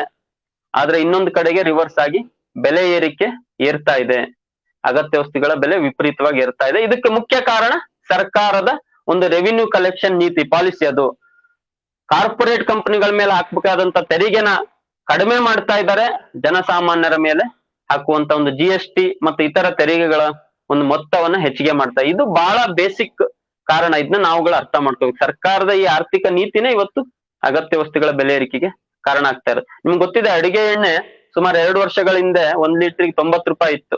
ಒಳ್ಳೆ ಎಣ್ಣೆ, ಒಳ್ಳೇದು. ಪಾಮ್ ಆಯಿಲ್ ಅಂತೂ 65-70 ರೂಪಾಯಿ ಇತ್ತು 1 ಲೀಟರ್ ಎಣ್ಣೆಗೆ, 70 ರೂಪೀಸ್ ಸಿಗ್ತಾ ಇತ್ತು. ಎಳ್ಳೆಣ್ಣೆ ಅಂತಂದ್ರೆ ಸುಮಾರು 95-100 ರೂಪಾಯಿ ಇತ್ತು. ಇವತ್ತು ಎಳ್ಳೆಣ್ಣೆ ನಾವು ತಗೋಬೇಕು ಅಂತಂದ್ರೆ 175-180 ರೂಪೀಸ್ ಇದೆ. ಪಾಮ್ ಆಯಿಲ್ ಇವತ್ತು 145 ರೂಪೀಸ್ ಇದೆ. ಅಂದ್ರೆ ಆಲ್ಮೋಸ್ಟ್ ಡಬಲ್ ಆಗಿದೆ ಇವತ್ತು. ಇದ್ರಲ್ಲೂ ಕೂಡ ಬಹಳ ಸಿಂಹ ಪಾಲು ನಮ್ಮ ದೇಶದ ಸುಮಾರು ನಿಮ್ಗೆ ಗೊತ್ತಿರ್ಬೋದು ಜನಗಳಿಗೆ 70%ಕ್ಕೂ ಹೆಚ್ಚು ಇಂಪೋರ್ಟ್ ಮಾಡ್ಕೊಳ್ತಾರೆ. ಕುಕಿಂಗ್ ಆಯಿಲ್ ನಮ್ಮ ದೇಶಕ್ಕೆ ಆಮದು ಮಾಡ್ಕೊಳ್ತಾರೆ. ಸರ್ಕಾರ ಈ ಆಮದು ಶುಲ್ಕವನ್ನ ದುಪ್ಪಟ್ಟು ಮಾಡಿದೆ. ಅಡಿಗೆ ಎಣ್ಣೆ ಮೇಲೆ ಹಾಕುವಂತ ಆಮದು ಇಂಪೋರ್ಟ್ ಡ್ಯೂಟಿನ ದುಪ್ಪಟ್ಟು ಮಾಡಿದೆ. ಸುಮಾರು ಒಂದು ಅಂದಾಜಿನ ಪ್ರಕಾರ ಸುಮಾರು 1.5 ಲಕ್ಷ ಕೋಟಿಯಷ್ಟು ಆಮದು ಮಾಡ್ಕೊಂಡ್ರೆ ಅದರಲ್ಲಿ 75,000 ಕೋಟಿಯಷ್ಟು ಸರ್ಕಾರಕ್ಕೆ ಇಂಪೋರ್ಟ್ ಡ್ಯೂಟಿ ಮೂಲಕ ಸರ್ಕಾರಕ್ಕೆ ಹೋಗ್ತಾ ಇದೆ ಅಡಿಗೆ ಎಣ್ಣೆ. ಅಂದ್ರೆ ಎಷ್ಟು ಲೂಟಿ ಮಾಡ್ತಾ ಇದ್ದಾರೆ ಜನಸಾಮಾನ್ಯರನ್ನಂತ ಇವತ್ತು ನಾವು ನೋಡ್ಬೋದು ಸ್ನೇಹಿತರೆ. ಬಹಳ ಮುಖ್ಯವಾಗಿ ಈ ಅದೇ ಇನ್ನೊಂದು ಕಡೆಗೆ ನೋಡಿ ಸ್ನೇಹಿತರೆ, ಇವತ್ತು ಒಂದು ವರದಿ ಹೇಳ್ತಾರೆ ಪ್ರತಿ ದಿವಸ, ಅಂದ್ರೆ ಈಗ ಇಷ್ಟೊಂದು ತೀವ್ರಗತಿನಲ್ಲಿ ಬೆಲೆ ಏರಿಕೆ ಆಗ್ತಾ ಇದ್ರ ಪರಿಣಾಮ ನಾವು ನೋಡ್ತಾ ಇದ್ದೀವಿ. ಇವತ್ತು ಮಾಲ್ ನ್ಯೂಟ್ರಿಷನ್ ಹೆಚ್ಚಾಗ್ತಾ ಇದೆ, ಅಪೌಷ್ಟಿಕತೆ ಹೆಚ್ಚಾಗ್ತಾ ಇದೆ, ಅಗತ್ಯವಾದಂತ ವಸ್ತುಗಳನ್ನು ಕೊಂಡ್ಕೊಂಡು ಬದುಕ್ಲಿಕ್ಕೆ ಆಗ್ತಾ ಇಲ್ಲ ಜನಸಾಮಾನ್ಯರಿಗೆ. ಇವತ್ತು ಅಪೌಷ್ಟಿಕತೆ ಹೆಚ್ಚಾಗ್ತಾ ಇದೆ. ಒಂದು ವರದಿನೇ ಹೇಳುತ್ತೆ ನಮ್ಮ ದೇಶದಲ್ಲಿ ಪ್ರತಿದಿನ ಹಸಿವಿನಿಂದ ಸಾಯೋರ ಸಂಖ್ಯೆ ಸುಮಾರು 7,000 ಸ್ನೇಹಿತರೆ. ಒಂದು ದಿವಸದಲ್ಲಿ ದೇಶಕ್ಕೆ ಸ್ವತಂತ್ರ ಬಂದು 75ನೇ ವರ್ಷ ಇದು. ಈ 75 ವರ್ಷಗಳಾದ್ರೂ ಕೂಡ ಹಸಿವಿನಿಂದ ಸಾಯೋರ ಸಂಖ್ಯೆ ಪ್ರತಿದಿನ 7,000 ಜನ ಹಸಿವಿನಿಂದ ಸಾಯ್ತಾ ಇದ್ದಾರೆ. ನಾವು ಸೂಪರ್ ಪವರ್ ಅಂತ ಹೇಳ್ತಾರೆ ನಮ್ಮ ಪ್ರಧಾನಿಗಳು. ದೇಶದ ಪ್ರಪಂಚದ ವಿಶ್ವಗುರು ಆಗ್ತಾ ಇದೆ ಭಾರತ ಅಂತ ಹೇಳ್ತಾ ಇದ್ದಾರೆ. ನಮ್ಮ ದೇಶದಲ್ಲಿ ಪ್ರತಿದಿನ ಹಸಿವೆಯಿಂದ 7,000 ಜನ ಸಾಯ್ತಾ ಇದ್ದಾರೆ ಸ್ನೇಹಿತರೆ. ಇದು ನಮ್ಮ ದೇಶದ ಪರಿಸ್ಥಿತಿ. ಇವತ್ತು ಈ ಒಂದು ಕೊರೋನಾ ಸಂದರ್ಭದಲ್ಲಿ ನಾವು ನೋಡಿದ್ರೆ ಕಳೆದ 2 ವರ್ಷದಿಂದ ಸರ್ಕಾರದ ಒಂದು ಪಡಿತರ ವ್ಯವಸ್ಥೆ ಇದೆ ಅನ್ನೋ ಕಾರಣಕ್ಕೆ ಇವತ್ತು ಜನಗಳು ಸ್ವಲ್ಪ ಊಟ ಮಾಡಿದ್ರು. ಅದೇ ಏನಾದ್ರೂ ಪಡಿತರ ವ್ಯವಸ್ಥೆ ಇರ್ಲಿಲ್ಲ ಅಂದ್ರೆ ಇವತ್ತು ನಾವು ಬೀದಿಗಳಲ್ಲಿ ಹೆಣಗಳನ್ನ ನೋಡ್ಬೇಕು ಅಂತ ಒಂದು ಪರಿಸ್ಥಿತಿನೂ ಬಂದಿತ್ತು. ನಾನು ಆಗಿಲ್ಲ ಅಂತ ಹೇಳ್ತಾ ಇಲ್ಲ. ಇವತ್ತು ಒಂದು ಅವೈಜ್ಞಾನಿಕವಾದಂತ ಲಾಕ್ ಡೌನ್ ನಲ್ಲಿ ಮೈಗ್ರೆಂಟ್ ವರ್ಕರ್ಸ್ ಒಂದು ಕ್ಯಾಪಿಟಲ್ ಸಿಟಿಗಳಿಂದ ತಮ್ಮ ಗ್ರಾಮಕ್ಕೆ ಹೋಗ್ಬೇಕಾದ್ರೆ 100 ಜನ ಜೀವ ಕಳ್ಕೊಂಡಿದ್ದಾರೆ. ಹಸಿವಿನಿಂದ ರೋಡ್ಗಳಲ್ಲಿ ಜೀವನ ಕಳ್ಕೊಂಡಿದ್ದಾರೆ. ಸೊ ಅಂತ ಮಧ್ಯದಲ್ಲಿ ಈಗಿನ ಪಾಲಿಸಿಗಳು, ಸರ್ಕಾರದ ಪಾಲಿಸಿಗಳು ಹೇಗ್ ಬರ್ತಾ ಇದೆ ಅಂದ್ರೆ ಈ ರೇಷನ್ ಕೂಡ ಬಂದ್ ಮಾಡ್ಲಿಕ್ಕೆ ಹೊರಟಿದ್ದಾರೆ. ಸೊ ಹಾಗಾದ್ರೆ ಜನಸಾಮಾನ್ಯರು ಹೇಗ್ ಬದುಕ್ಬೇಕು ಇವತ್ತು? ಜನಸಾಮಾನ್ಯರು ಹೇಗ್ ಬದುಕು? ಒಂದ್ ಕಡೆಗೆ ಆದಾಯ ತೀವ್ರವಾಗಿ ಕುಸಿತಾ ಇದೆ, ಇನ್ನೊಂದ್ ಕಡೆಗೆ ಅಗತ್ಯ ವಸ್ತುಗಳ ಬೆಲೆ ಏರ್ತಾನೆ ಇದೆ. ಹಾಗಾದ್ರೆ ಸರ್ಕಾರದ ಪಾತ್ರ ಏನ್? ಹಾಗಾದ್ರೆ ಸರ್ಕಾರ ಇಂತ ಒಂದು ಸಂಕಷ್ಟ ಸಂದರ್ಭದಲ್ಲಿ ಜನಗಳ ಜೊತೆ ನಿಲ್ಬೇಕಾಗಿತ್ತು. ನಿಜವಾಗ್ಲೂ ಜನಪರ ಕಾಳಜಿ ಇರುವಂತ ಸರ್ಕಾರ ಆಗಿದ್ರೆ ಜನಗಳ ಜೊತೆ ನಿಲ್ಬೇಕಾಗಿತ್ತು. ಜನಗಳಿಗೆ ಅವಶ್ಯಕತೆ ಇರುವಂತ ಸಾಮಗ್ರಿಗಳನ್ನ ಒದಗಿಸ್ಬೇಕಾಗಿತ್ತು ಒಂದು ತುರ್ತು ಸಂದರ್ಭದಲ್ಲಿ. ಆದ್ರೆ ರಿವರ್ಸ್ಲಿ ಇವತ್ತು ಸರ್ಕಾರ ಜನಪರ ಧೋರಣೆಗಳನ್ನ ಸಂಪೂರ್ಣವಾಗಿ ವಿಮುಖವಾಗಿದೆ. ಉಲ್ಟಾ ಜನ ವಿರೋಧಿ ನೀತಿಗಳಂತ ಈ ಒಂದು ಬೆಲೆ ಏರಿಕೆ ಕಾರಣ ಆಗಿರುವಂತ ಒಂದು ಇಂಡೈರೆಕ್ಟ್ ಟ್ಯಾಕ್ಸ್ ನ ಹೆಚ್ಚಿಗೆ ಮಾಡ್ತಾ ಇದೆ ಪ್ರತಿಯೊಂದು ವಸ್ತುಗಳ ಮೇಲೆ ಸ್ನೇಹಿತರೆ. ಅದ್ರ ಜೊತೆಗೆ ಒಂದು ಕಡೆಗೆ ಬೆಲೆ ಏರಿಕೆ ಆದ್ರೆ ಇನ್ನೊಂದು ಕಡೆಗೆ ಉದ್ಯೋಗ ಅನ್ನೋದು ಇವತ್ತು ಕನಸಿನ ಮಾತಾಗಿದೆ ಸ್ನೇಹಿತರೆ. ಇವತ್ತು ನಾವು ನೋಡ್ತಾ ಇದೀವಿ ಪ್ರತಿಯೊಂದು ಕ್ಷೇತ್ರದಲ್ಲೂ ಇವತ್ತು ಉದ್ಯೋಗ ಕಡಿತ ಆಗ್ತಾ ಇದೆ. ಒಂದು ಸುನೀಲ್ ಅವರು ಮಾತಾಡ್ಬೇಕಾದ್ರೆ ಹೇಳಿದ್ರು, 1 ವರ್ಷಕ್ಕೆ 2 ಕೋಟಿ ಉದ್ಯೋಗ ಕೊಡ್ತೀವಿ ಅಂತ ಹೇಳಿ ಪ್ರಧಾನಿಯವರು ಘೋಷಣೆ ಮಾಡಿದ್ರು. ಯಾವಾಗ? ಪ್ರಧಾನಿಗಳಾಗೋದಕ್ಕಿಂತ ಮುಂಚೆ. ಒಂದು ಆಕಾಂಕ್ಷೆ ಆಗಿದ್ದಾಗ ನಾನು ವರ್ಷಕ್ಕೆ 2 ಕೋಟಿ ಹೊಸ ಜಾಬ್ಗಳನ್ನ ಸೃಷ್ಟಿ ಮಾಡ್ತೀನಿ, ಹೊಸ ಉದ್ಯೋಗಗಳನ್ನ ಸೃಷ್ಟಿ ಮಾಡ್ತೀನಿ, ಯುವ ಜನರಿಗೆ ಕೆಲಸ ಕೊಡ್ತೀನಿ ಅಂತ ಹೇಳಿ ಘೋಷಣೆಗಳನ್ನ ಮಾಡಿದ್ರು. ಯುವ ಜನರು ನಂಬಿದ್ರು ಅದನ್ನ. ಇಲ್ಲ, ಒಂದು ಹೊಸ ನಾಯಕತ್ವ ಬರುತ್ತೆ ದೇಶಕ್ಕೆ, ಹೊಸ ಬದಲಾವಣೆ ಬರುತ್ತೆ, ನಾವುಗಳು ಹೊಸ ಒಂದು ವಿಚಾರ ಇರುವಂತ ಒಬ್ರನ್ನ ಗೆಲ್ಸೋಣ, ನಮ್ಗೆ ಉದ್ಯೋಗ ಸಿಗುತ್ತೆ ಅಂತ ಯುವಕರು ಭರವಸೆ ಇಟ್ಕೊಂಡಿದ್ರು. ಇವತ್ತು 7 ವರ್ಷ ಆಗಿದೆ ಸ್ನೇಹಿತರೆ. 7 ವರ್ಷ ಸುಮಾರು 4 ತಿಂಗಳಾಗಿದೆ. ಉದ್ಯೋಗ ಎಲ್ಲಿದಾವ ಸ್ವಾಮಿ? ಇವತ್ತು ನಾವು ಸರ್ಕಾರಗಳನ್ನ ಕೇಳ್ಬೇಕಾಗಿದೆ. ಇವತ್ತು ಉದ್ಯೋಗ ಸೃಷ್ಟಿಯಾಗೋದಿರ್ಲಿ, ಸಂಪೂರ್ಣವಾಗಿ ಉದ್ಯೋಗ ಕ್ಷೇತ್ರಗಳು ಇವತ್ತು ನೆಲಕ್ಕಚ್ಚಿದಾವೆ. ಕೋಟ್ಯಾಂತರ ಜನ ಇವತ್ತು ಬೀದಿನಲ್ಲಿದ್ದಾರೆ ಉದ್ಯೋಗ ಇಲ್ದೇನೆ. ಸೊ ಒಂದ್ ಕಡೆಗೆ ಇವತ್ತು ಅದಕ್ಕೆ ಹಲವಾರು ಕಾರಣಗಳಿದಾವೆ. ಯಾಕೆ ಹಾಗಾದ್ರೆ ಇವತ್ತು ನಿರುದ್ಯೋಗ ಇಷ್ಟೊಂದು ವ್ಯಾಪಕವಾಗಿ ತಾಂಡವವಾಡ್ತಾ ಇದೆ? ಉದ್ಯೋಗ ಯಾಕೆ ಇವತ್ತು ಸಿಗ್ತಾ ಇಲ್ಲ ಯುವ ಜನರಿಗೆ? ಮುಖ್ಯವಾಗಿ ಯುವ ಜನರಿಗೆ ಇವತ್ತು ಯಾಕೆ ಉದ್ಯೋಗ ಸಿಗ್ತಾ ಇಲ್ಲ? ಕೆಲವು ಅಂಶಗಳನ್ನು ನಾವಿಲ್ಲಿ ಗಮನಿಸ್ಬೇಕು ಸ್ನೇಹಿತರೆ. ಹಾಗಾದ್ರೆ ಈ ಉದ್ಯೋಗ ಸೃಷ್ಟಿ ಮಾಡುವಂತ ಕ್ಷೇತ್ರಗಳು ಯಾವ್ದು? ಇವತ್ತು ಉತ್ಪಾದನಾ ಕ್ಷೇತ್ರಗಳಿದಾವೆ, ಪ್ರೊಡಕ್ಷನ್ ಸೆಕ್ಟರ್ ಇದೆ, ಸರ್ವಿಸ್ ಸೆಕ್ಟರ್ ಇದೆ. ಇವತ್ತು ಉದ್ಯೋಗನ ಸೃಷ್ಟಿ ಮಾಡುವಂತ ಕ್ಷೇತ್ರಗಳು. ಸಾರ್ವಜನಿಕ ಉದ್ಯಮಗಳಿದಾವೆ ಇವತ್ತು ಉದ್ಯೋಗನ ಸೃಷ್ಟಿ ಮಾಡುವಂತದ್ದು. ಆದ್ರೆ ಇವತ್ತು ಪರಿಸ್ಥಿತಿ ಏನಿದೆ ಸ್ನೇಹಿತರೆ? ಸಾರ್ವಜನಿಕ ಉದ್ಯಮಗಳನ್ನ ಇವತ್ತು ಸರ್ಕಾರ ಖಾಸಗಿಯವರಿಗೆ ಮಾರ್ತಾ ಇದೆ. ಒಂದು ಕಡೆಗೆ ನಿಮಗೆ ಒಂದು ಉದಾಹರಣೆ ಕೊಡ್ತೀನಿ. ಇದೇ ಭಾರತೀಯ ರೈಲ್ವೆ ಒಳಗಡೆಗೆ ಸುಮಾರು 20 ಲಕ್ಷಕ್ಕೂ ಹೆಚ್ಚು ಇದ್ದಂತ ಉದ್ಯೋಗನ ಇವತ್ತು 12 ಲಕ್ಷಕ್ಕೆ ತಂದು ನಿಲ್ಸಿದ್ದಾರೆ. ಮತ್ತೆ ಅವ್ರ ಉದ್ದೇಶ ಮುಂದಿನ ಕೆಲವು ವರ್ಷಗಳಲ್ಲಿ ಅದನ್ನ 8 ಲಕ್ಷಕ್ಕೆ ಇಳಿಸೋದಿದೆ. ಅಂದ್ರೆ ಸರಿ ಸುಮಾರು 12 ರಿಂದ 13 ಲಕ್ಷ ಜಾಬ್ಗಳು ಕರೆಕ್ಟೇಲಾಗಿದೆ ಬರೀ ಭಾರತೀಯ ರೈಲ್ವೆ ಒಳಗಡೆಗೆ. ಒಂದು ಸಾರ್ವಜನಿಕ ಉದ್ಯಮ ಅತಿ ಹೆಚ್ಚು ಉದ್ಯೋಗವನ್ನ ಕೊಟ್ಟಂತ ಒಂದು ಕ್ಷೇತ್ರ ಅದು. ಇವತ್ತು ರೈಲ್ವೆನ ಖಾಸಗೀಕರಣ ಮಾಡ್ತಾ ಇದ್ದಾರೆ, ಲೇನ್ಗಳನ್ನ ಪ್ರೈವೇಟ್ನವ್ರಿಗೆ ಕೊಟ್ಟಿದ್ದಾರೆ, ಪ್ಲಾಟ್ಫಾರ್ಮ್ ಮ್ಯಾನೇಜ್ಮೆಂಟ್ ಪ್ರೈವೇಟ್ನವ್ರಿಗೆ ಕೊಡ್ತಾ ಇದ್ದಾರೆ, ಕೇಟರಿಂಗ್ ಅನ್ನ ಪ್ರೈವೇಟ್ ಒಂದು ಇನ್ಸ್ಟಿಟ್ಯೂಟ್ ಮಾಡಿ ಕೊಟ್ಟಿದ್ದಾರೆ IRCTC ಅಂತೇಳಿ. ಪ್ರತಿಯೊಂದನ್ನು ಒಂದು ಲಿಮಿಟೆಡ್ ಕಂಪನಿಗಳನ್ನ ಮಾಡೋದ್ರ ಮೂಲಕ ಅದನ್ನ ಖಾಸಗಿಯವರಿಗೆ ನಂತರ ಹಸ್ತಾಂತರ ಮಾಡೋದ್ರ ಮೂಲಕ ಇವತ್ತು ಜಾಬ್ಗಳು ನಾಶ ಆಗ್ತಾ ಇದಾವೆ, ಉದ್ಯೋಗಗಳು ನಾಶ ಆಗ್ತಾ ಇದಾವೆ. ಸೊ ಇದ್ರ ಮೂಲನ ನಾವು ಮತ್ತೆ ಹುಡುಕ್ತಾ ಹೋದ್ರೆ ಇವತ್ತು ನಿರುದ್ಯೋಗ ಪ್ರಮಾಣ ಇಷ್ಟೊಂದು ಹೆಚ್ಚಲಿಕ್ಕೆ ಈ ಒಂದು ಜಾಗತೀಕರಣ ನೀತಿಗಳು, ಖಾಸಗೀಕರಣ ನೀತಿಗಳು, ಉದಾರೀಕರಣ ನೀತಿಗಳೇನು 1990ರ ದಶಕದಿಂದ ಭಾರತದಲ್ಲಿ ಪ್ರಾರಂಭವಾಯಿತು ಅದರ ಪರಿಣಾಮನೇ ನಾವು ಇವತ್ತು ನೋಡ್ತಾ ಇರೋ ಸ್ನೇಹಿತರೆ. ನಿರುದ್ಯೋಗ ಇಷ್ಟೊಂದು ವ್ಯಾಪಕವಾಗಿ ಹೆಚ್ಚಾಗ್ಲಿಕ್ಕೆ ಕಾರಣ. ಅದರಲ್ಲೂ ಪ್ರಮುಖವಾಗಿ ಈಗಿನ ಸರ್ಕಾರ ಏನು ಅಧಿಕಾರಕ್ಕೆ ಬಂತು 2014ರಲ್ಲಿ, ಅವರು ಭರವಸೆಯನ್ನು ಕೊಟ್ಟಿದ್ರು, ನಾನು ಆಗ್ಲೇ ಹೇಳ್ದಾಗೆ ವರ್ಷಕ್ಕೆ 2 ಕೋಟಿ ಉದ್ಯೋಗ ಕೊಡ್ತೀವಿ ಅಂತೇಳಿ. ಆದ್ರೆ ರಿವರ್ಸ್ಲಿ ತಾವು ತೆಗೆದುಕೊಂಡಂತ ಕೆಲವು ಅವೈಜ್ಞಾನಿಕ ಆರ್ಥಿಕ ನೀತಿಗಳಿಂದಾಗಿ ಅನ್ಡೆಮೊಕ್ರೆಟಿಕ್ ಅಂಡ್ ಅನ್ಸೈಂಟಿಫಿಕ್ ಎಕನಾಮಿಕ್ ಪಾಲಿಸಿಗಳ ಮೂಲಕ ನಿರುದ್ಯೋಗ ಪ್ರಮಾಣ ಬಹಳ ಹೆಚ್ಚಾಯ್ತು ಸ್ನೇಹಿತರೆ. ನಿಮ್ಗೆ ಗೊತ್ತಿರ್ಬೋದು, ಡಿಮಾನಿಟೈಸೇಷನ್ ಮಾಡಿದ್ರು. ನಾವು ಬ್ಲಾಕ್ ಮನಿನ ಸಂಪೂರ್ಣವಾಗಿ ನಿರ್ನಾಮ ಮಾಡ್ತೀವಿ ಅಂತ ಹೇಳಿ ಡಿಮಾನಿಟೈಸೇಷನ್ ಮಾಡಿದ್ರು. ಆದ್ರೆ ಡಿಮಾನಿಟೈಸೇಷನ್ ಪರಿಣಾಮ ಏನಾಯ್ತು ಸ್ನೇಹಿತರೆ? ಇವತ್ತು MSMEಗಳು, small micro and medium scale industries ಸಂಪೂರ್ಣ ನೆಲಕ್ಕಚ್ಚಿತು ನಮ್ಮ ದೇಶದೊಳಗಡೆಗೆ. ಒಂದು ಡಿಮಾನಿಟೈಸೇಷನ್ ಒಂದು ಮಾಡಿದ ಪರಿಣಾಮವಾಗಿ. ಅದಾದ್ಮೇಲೆ ಸುಮಾರು 2 ವರ್ಷದಲ್ಲಿ GST ನ ತಂದ್ರು. ಅದು ಇನ್ನೂ ಹಲವಾರು ಸಣ್ಣ ಪುಟ್ಟ ಕಾರ್ಖಾನೆಗಳು, ಸಣ್ಣ ಪುಟ್ಟ ತಯಾರಿಕಾ ಘಟಕಗಳು ಮುಚ್ಚೋಗ್ಲಿಕ್ಕೆ ಕಾರಣ ಆಯ್ತು. ಇದೆಲ್ಲದರ ಪರಿಣಾಮ ಸುಮಾರು 2018ರಲ್ಲೇನೆ ಒಂದು ಆರ್ಥಿಕ ಹಿಂಜರಿತ ಆಯ್ತು ಸ್ನೇಹಿತರೆ. ಇವತ್ತಿನ ಸರ್ಕಾರ ಕೆಲವು ಕಾರಣಗಳನ್ನು ಕೊಡುತ್ತೆ. ನಿರುದ್ಯೋಗ ಸೃಷ್ಟಿ ಆಗ್ಲಿಕ್ಕೆ ಕೊರೋನಾ ಲಾಕ್ ಡೌನ್ ಕಾರಣ ಆಯ್ತು ಅಂತ ಹೇಳಿ ಹೇಳುತ್ತೆ. ಕೊರೋನಾ ಲಾಕ್ ಡೌನ್ ಪ್ರಾರಂಭ ಆಗಿದ್ದು 2020 ಮಾರ್ಚ್ನಿಂದ. ಆದ್ರೆ ಒಂದು ವರದಿಗಳು ನಿಮಗೆ ಗೊತ್ತಿದೆ, 2018ರಲ್ಲೇನೆ ಭಾರತದಲ್ಲಿ ಆರ್ಥಿಕ ಹಿಂಜರಿತ ಪ್ರಾರಂಭವಾಗಿದೆ. ಅದಕ್ಕೆ ಕಾರಣ ಸರ್ಕಾರದ ಡಿಮಾನಿಟೈಸೇಷನ್ ಅಂಡ್ GST ಪಾಲಿಸಿಗಳು.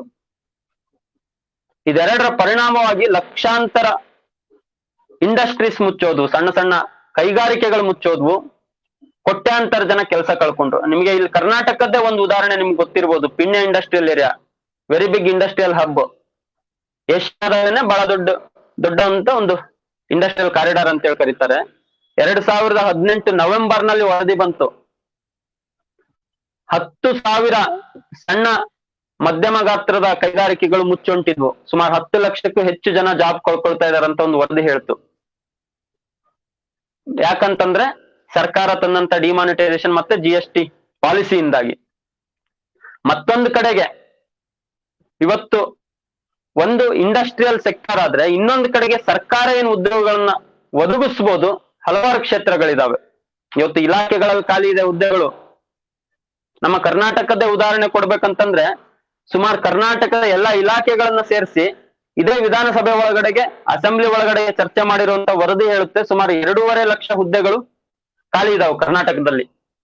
ಎಲ್ಲಾ ಇಲಾಖೆಗಳನ್ನ ಕೂಡಿಸಿ 2.5 ಲಕ್ಷ ಹುದ್ದೆಗಳು ಅಂದ್ರೆ 35%ಕ್ಕೂ ಹೆಚ್ಚು. ಅಂದ್ರೆ ಇರುವಂತ ಒಟ್ಟು ಹುದ್ದೆಗಳ 35%ಕ್ಕೆ ಹೆಚ್ಚು ಹುದ್ದೆಗಳು ಖಾಲಿ ಇದಾವೆ, ನೇಮಕಾತಿಗಳಾಗ್ತಾ ಇಲ್ಲ ಸ್ನೇಹಿತರೆ.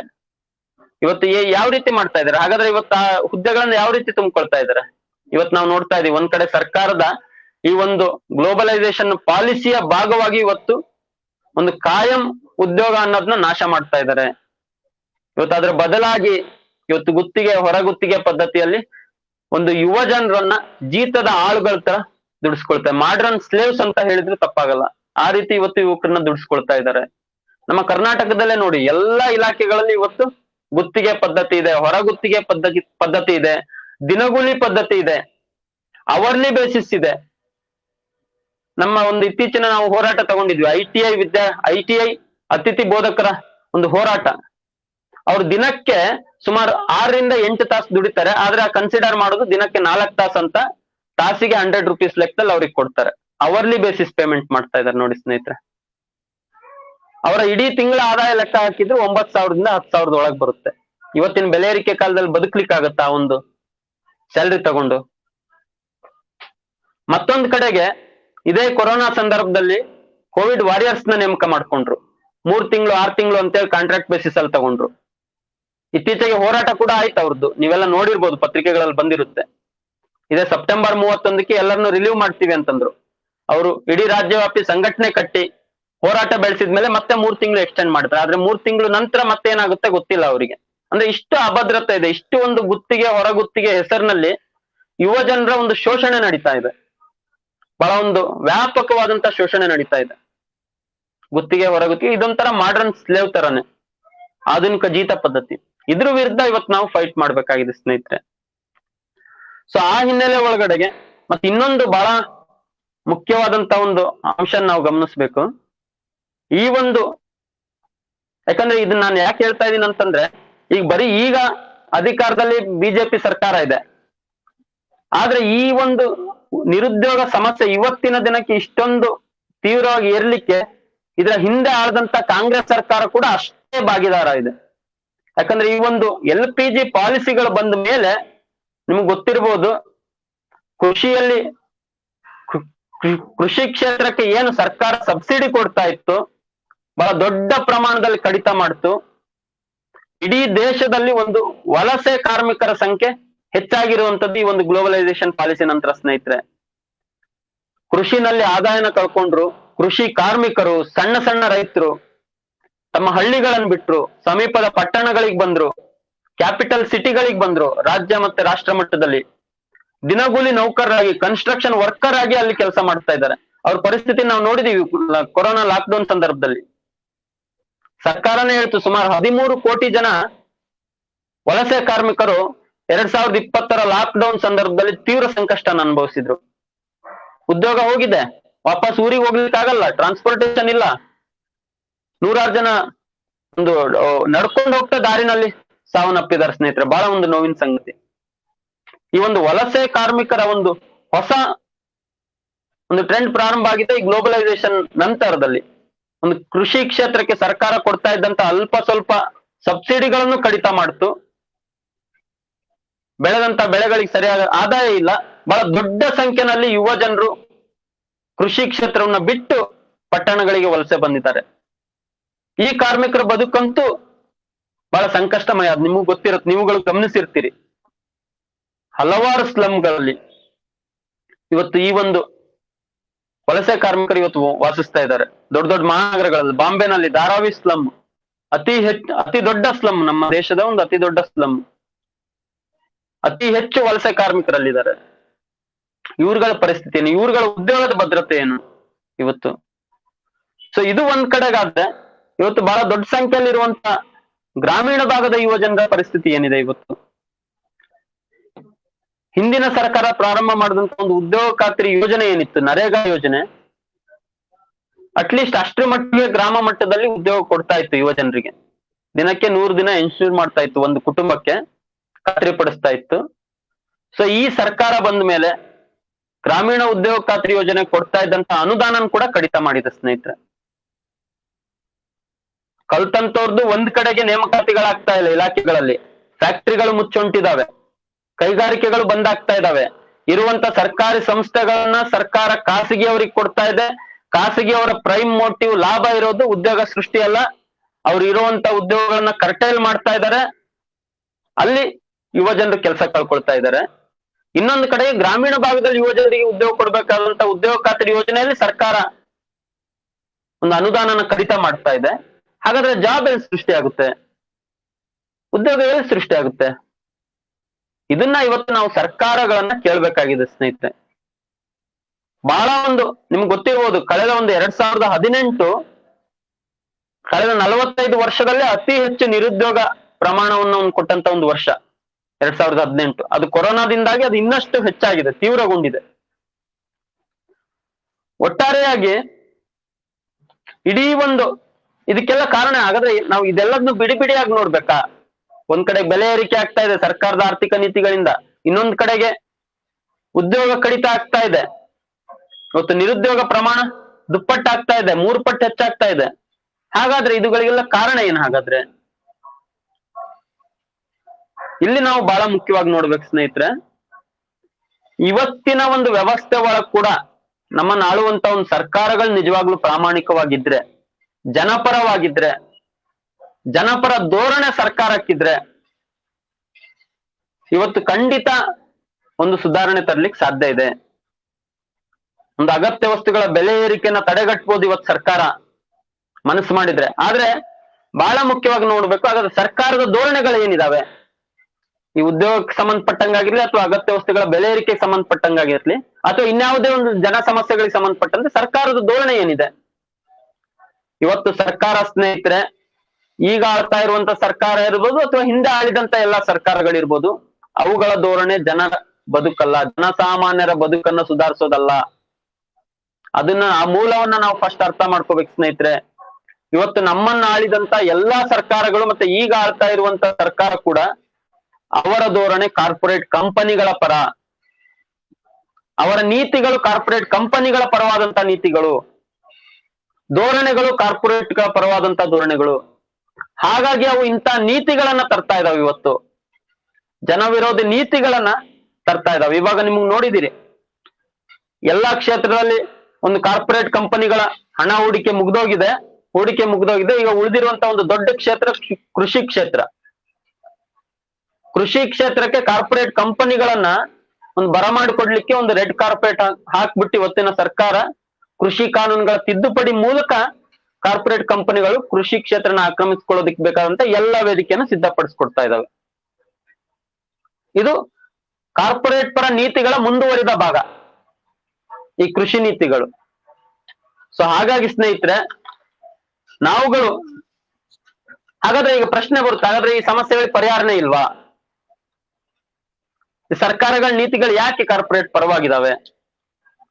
ಸೊ ಇಲ್ಲಿ ನಾವು ಒಂದು ಮೂಲ ವಿಷಯನ ಅರ್ಥ ಮಾಡ್ಕೋಬೇಕು. ಸ್ವತಂತ್ರ ನಂತರದಲ್ಲೇನೆ ನಮ್ಮ ದೇಶ ಒಂದು ಬಂಡವಾಳಶಾಹಿ ರಾಷ್ಟ್ರವಾಗಿ ಹೊರಹೊಮ್ಮಿದೆ ಸ್ನೇಹಿತರೆ. ಒಂದು ಉದಾಹರಣೆ ನಾನು ನಿಮ್ಗೆ ಹೇಳ್ತೀನಿ. ಇಂಥ ಒಂದು ಕೊರೋನಾ ಸಂದರ್ಭದಲ್ಲಿ, ಇವತ್ತು ನಿನ್ನೆ ಒಂದು ವರದಿ ಬಂದಿದೆ, ಇಂಥ ಒಂದು ಕೊರೋನಾ ಸಂದರ್ಭದಲ್ಲಿ ಜನಗಳ ಆದಾಯ ತೀವ್ರ ಕುಸಿತ ಆಗಿದೆ, ನಿರುದ್ಯೋಗ ಪ್ರಮಾಣ ವಿಪರೀತ ಏರಿದೆ. ನಿನ್ನೆ ಒಂದು ವರದಿ ರಿಲೀಸ್ ಮಾಡಿದ್ದಾರೆ, ಭಾರತದ ಆಗರ್ಭ 10 ಜನ ಶ್ರೀಮಂತರ ಪಟ್ಟಿ. ನೀವು ನೋಡಿರ್ತೀರಿ, ಅಂಬಾನಿ ಅವರಿಂದ ಹಿಡಿದು ಅದಾನಿ ಅವರಿಂದ ಹಿಡಿದು ಎಲ್ರು ಇದ್ದಾರೆ. ಕಳೆದ 1 ವರ್ಷದಲ್ಲಿ ಅವರ ಆದಾಯ, ನಾನು ಇವತ್ತು ಜಸ್ಟ್ ಬೆಳಿಗ್ಗೆ ಇಲ್ಲಿ ಮಂಡಿಸೋದಕ್ಕೋಸ್ಕರ ನೋಡ್ತಾ ಇದ್ದೆ, ಅಲ್ಲಿ ಒಂದು ವರ್ಷದಲ್ಲಿ ಅವರ ಆದಾಯ ಎಷ್ಟು ಹೆಚ್ಚಾಗಿದೆ ಅಂದ್ರೆ 9,20,000 ಕೋಟಿಗಳು. ಬರೀ ಈ 10 ಜನಗಳದ್ದು 2020ಕ್ಕೂ 2021ಕ್ಕೂ ಅವರ ಆದಾಯ ಇನ್ಕ್ರೀಸ್ ಆಗಿರುವಂತದ್ದು 9,20,000 ಕೋಟಿಗಳು. ಬರೀ ಹಾಗಾದ್ರೆ ಇಷ್ಟು ಏರ್ಲಿಕ್ಕೆ ಸರ್ಕಾರದ ಕಾರ್ಪೊರೇಟ್ ಪರ ಧೋರಣೆ ಅಲ್ವಾ ಹಾಗಾದ್ರೆ ಕಾರಣ? ಈ ಒಂದು ಮೂಲನ ನಾವು ಅರ್ಥ ಮಾಡ್ಕೋಬೇಕು ಸ್ನೇಹಿತರೆ. ಎಲ್ಲಿವರೆಗೂ ನಾವು ಆ ಮೂಲನ ಅರ್ಥ ಮಾಡ್ಕೊಳ್ಳೋದಿಲ್ಲ, ಆ ರೂಟ್ ಕಾಸ್ ಅನ್ನ ಅರ್ಥ ಮಾಡ್ಕೊಳ್ಳೋದಿಲ್ಲ, ಅದನ್ನ ಫೈಟ್ ಮಾಡೋದಿಕ್ ಕೂಡ ನಮ್ಗೆ ಸರಿಯಾದಂತ ಮಾರ್ಗ ಸಿಗೋದಿಲ್ಲ ಸ್ನೇಹಿತರೆ. ಹಾಗಾಗಿ ಇವತ್ತಿನ ಒಂದು ಸ್ವಾತಂತ್ರ್ಯೋತ್ತರ ಭಾರತದಲ್ಲಿ ಏನು ಬಂಡವಾಳಶಾಹಿ ವ್ಯವಸ್ಥೆ ಅಸ್ತಿತ್ವಕ್ಕೆ ಬಂತು, ಮತ್ತೆ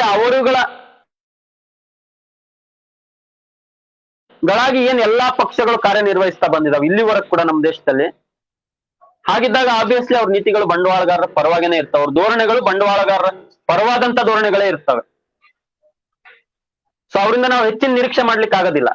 ಹಾಗಾದ್ರೆ ಸಾಧ್ಯನೇ ಇಲ್ವಾ ಹಾಗಾದ್ರೆ ಈ ಸಮಸ್ಯೆಗಳನ್ನ ಪರಿಹಾರ ಮಾಡ್ಲಿಕ್ಕೆ?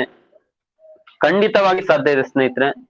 ಇವತ್ತು ನಾವು ಜನಸಾಮಾನ್ಯರು ಈ ಒಂದು ಹಿನ್ನೆಲೆಯನ್ನ ಅರ್ಥ ಮಾಡ್ಕೋಬೇಕು. ಇವತ್ತಿನ ಸರ್ಕಾರ ಮಾಡ್ಕೋಬೇಕು. ಸರ್ಕಾರಗಳ ಮೇಲೆ ಒತ್ತಡ ತರೋದಕ್ಕೆ ನಾವು ಒಂದು ಸಂಘಟಿತ ಹೋರಾಟನ ಕಟ್ಟಬೇಕಾಗ್ತದೆ ಸ್ನೇಹಿತರೆ. ಸಂಘಟಿತ ಹೋರಾಟ ಒಂದೇ ಇವತ್ತು ನಮ್ಗೆ ಉಳಿದಿರುವಂತ ಒಂದು ದಾರಿ. ಇದ್ರ ಮಧ್ಯದಲ್ಲಿ ನಾನು ಇನ್ನೊಂದು ವಿಷಯ ಹೇಳಲಿಕ್ಕೆ ಇಷ್ಟಪಡ್ತೀನಿ.